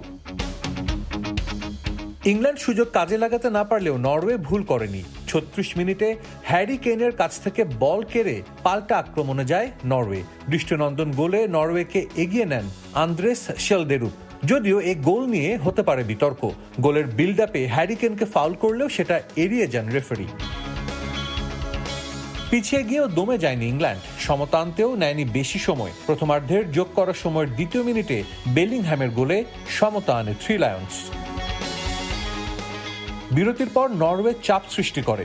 ননি মাদুয়েকে ও ডেকলান রাইসকে তুলে নেয় মাঝ মাঠের কর্তৃত্ব হারায় ইংল্যান্ড। 55 মিনিটে আবারও লিড নেয় নরওয়ে। প্রথমবার জর্ডান পিকফোর্ড শট রুখে দিলেও রিবাউন্ডে হেগেম বল জালে পাঠান, কিন্তু নরওয়ের গোল বাতিল করা হয়। ডি বক্সের ভেতরে এলিয়ট অ্যান্ডারসনকে ধাক্কা দিয়ে হ্যালান্ড ফাউল করায় VAR-এ বাতিল হয় সেই গোল। 77 মিনিটে ইংল্যান্ডের গোল পোস্ট আবারও কেঁপে ওঠে। কর্নার থেকে পাওয়া বল ক্রিস্টোফার আয়ের হেড, বল গিয়ে লাগে ক্রসবারে। 87 মিনিটে বুকায়ো সাকা বিপজ্জনকভাবে বল নিয়ে প্রতিপক্ষ ডিবক্সে গেলেও সে যাত্রায় রক্ষা পায় নরওয়ে। নির্ধারিত সময় শেষ হয় 1-1 সমতায়, খেলা গড়ায় অতিরিক্ত সময়ে। থ্রি লায়নরা সমর্থকদের বেশি উৎকণ্ঠায় রাখেনি। অতিরিক্ত সময় শুরুতেই লিড নেয় থমাস টুখেলের দল। মর্গান রজার্সের দূরপাল্লার শট গোলরক্ষক ওরজান নাইল্যান্ড রুখে দিলেও নিয়ন্ত্রণে রাখতে পারেননি। রিবাউন্ড থেকে গোল করে ইংল্যান্ডকে 2-1 ব্যবধানে এগিয়ে নেন জুড বেলিংহ্যাম। এর কিছু সময় পর পেনাল্টি পায় ইংল্যান্ড, কিন্তু সেটা বাতিল হয় ভিএআরে। শেষ পর্যন্ত লিড ধরে রাখে ইংল্যান্ড। 2-1 গোলের জয়ে চতুর্থবারের মতো বিশ্বকাপের সেমিফাইনালে পা রাখে থ্রি লায়ন্স। সাজিদ মুস্তাহিদ, সময় সংবাদ, যুক্তরাষ্ট্র। বিশ্বকাপে মিশরের ইতিহাসে সর্বোচ্চ সাফল্য অর্জন করায় পুরো দলকে সংবর্ধনা দিয়েছে দেশটির president Abdel Fattah al CC.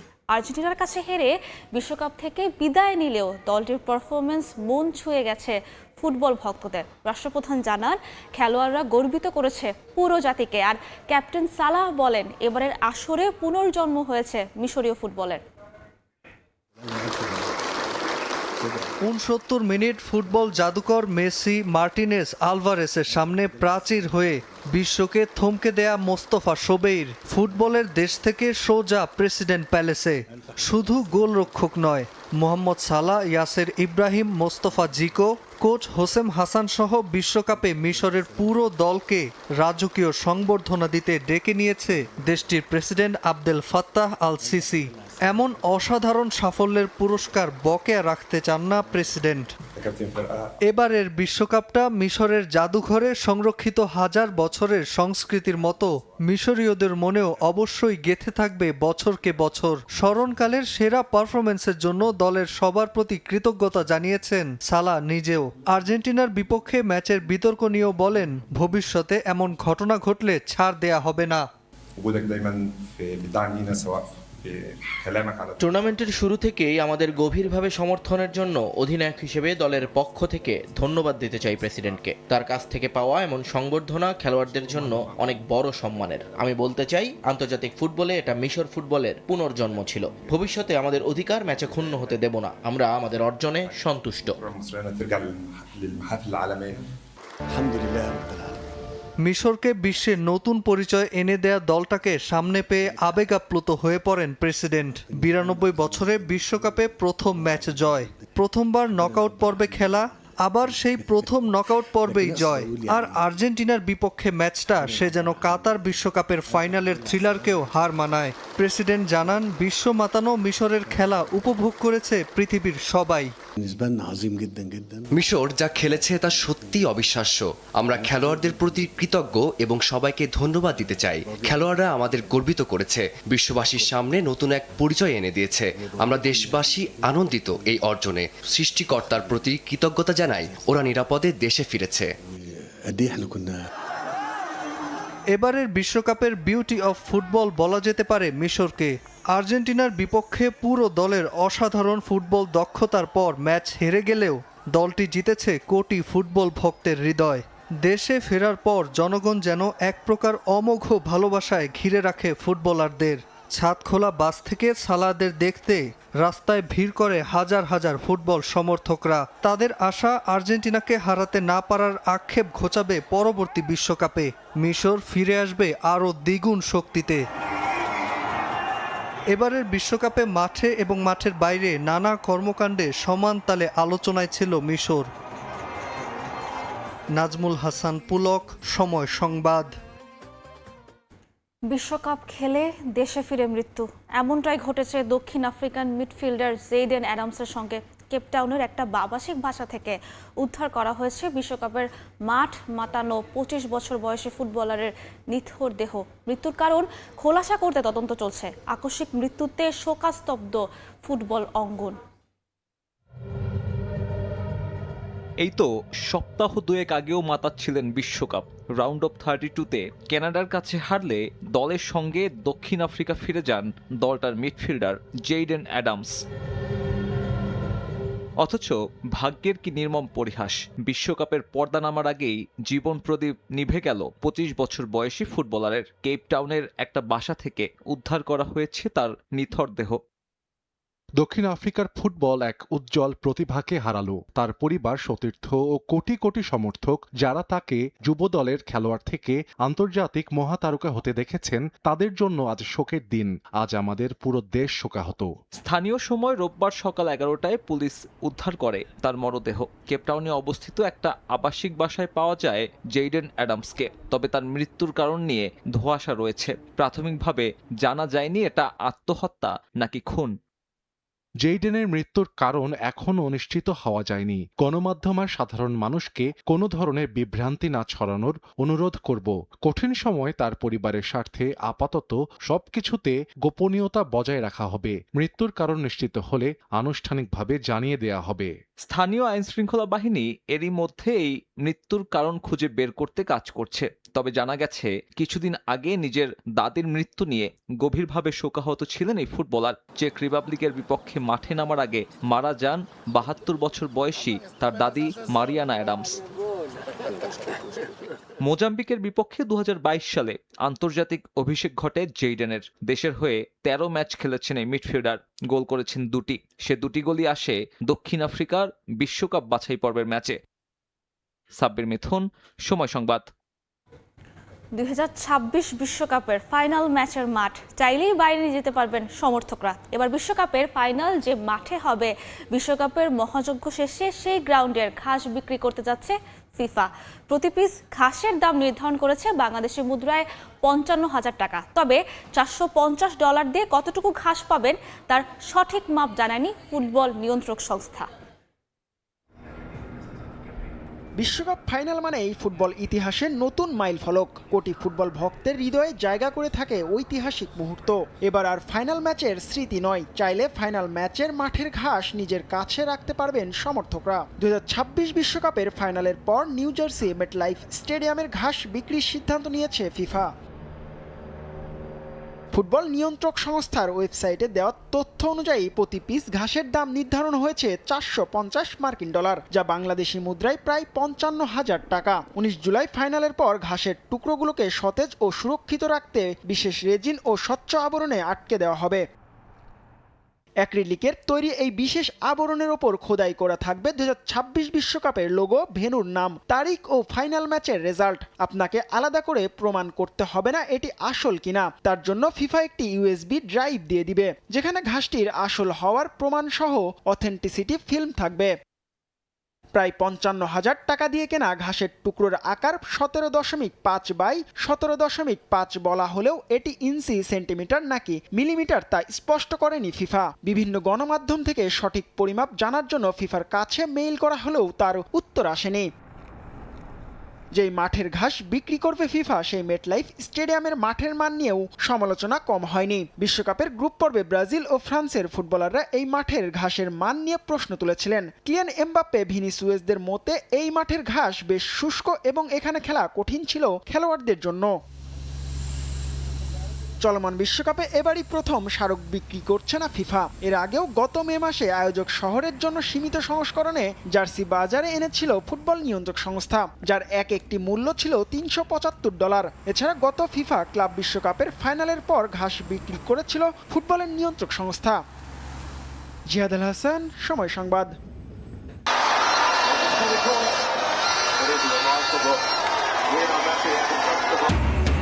বিশ্বকাপ সেমির টিকিট নিশ্চিতের লড়াই, সুইজারল্যান্ড বাধা টপকাতে মরিয়া আর্জেন্টিনা, বেলিংহাম ম্যাজিকে ধরাশায়ী নরওয়ে, 2-1 জয় ইংল্যান্ডের। আকস্মিক বন্যায় চট্টগ্রামের 5 জেলায় বিপর্যস্ত জনজীবন, বিশুদ্ধ পানি ও খাবার সংকটে দুর্গতরা। ক্ষতিগ্রস্ত প্রতিটি পরিবারে ত্রাণ পৌঁছানোর নির্দেশ প্রধানমন্ত্রীর। চলতি মাসেই চালু হচ্ছে ডিজিটাল প্রবাসী কার্ড, মিলবে বিমা, ব্যাংকিং সহ জরুরি সহায়তা। স্বচ্ছতা ও জবাবদিহিতা নিশ্চিতের তাগিদ, তথ্য সংরক্ষণে সতর্ক থাকার পরামর্শ। জমা পড়া 81% অভিযোগই আমলে নেয় না দুদক, বেশিরভাগেরই ব্যক্তিগত ও পারিবারিক হয়রানিমূলক। নিরপেক্ষ যাচাইয়ে জোর, মিথ্যা প্রমাণ হলে আইনি ব্যবস্থার পরামর্শ।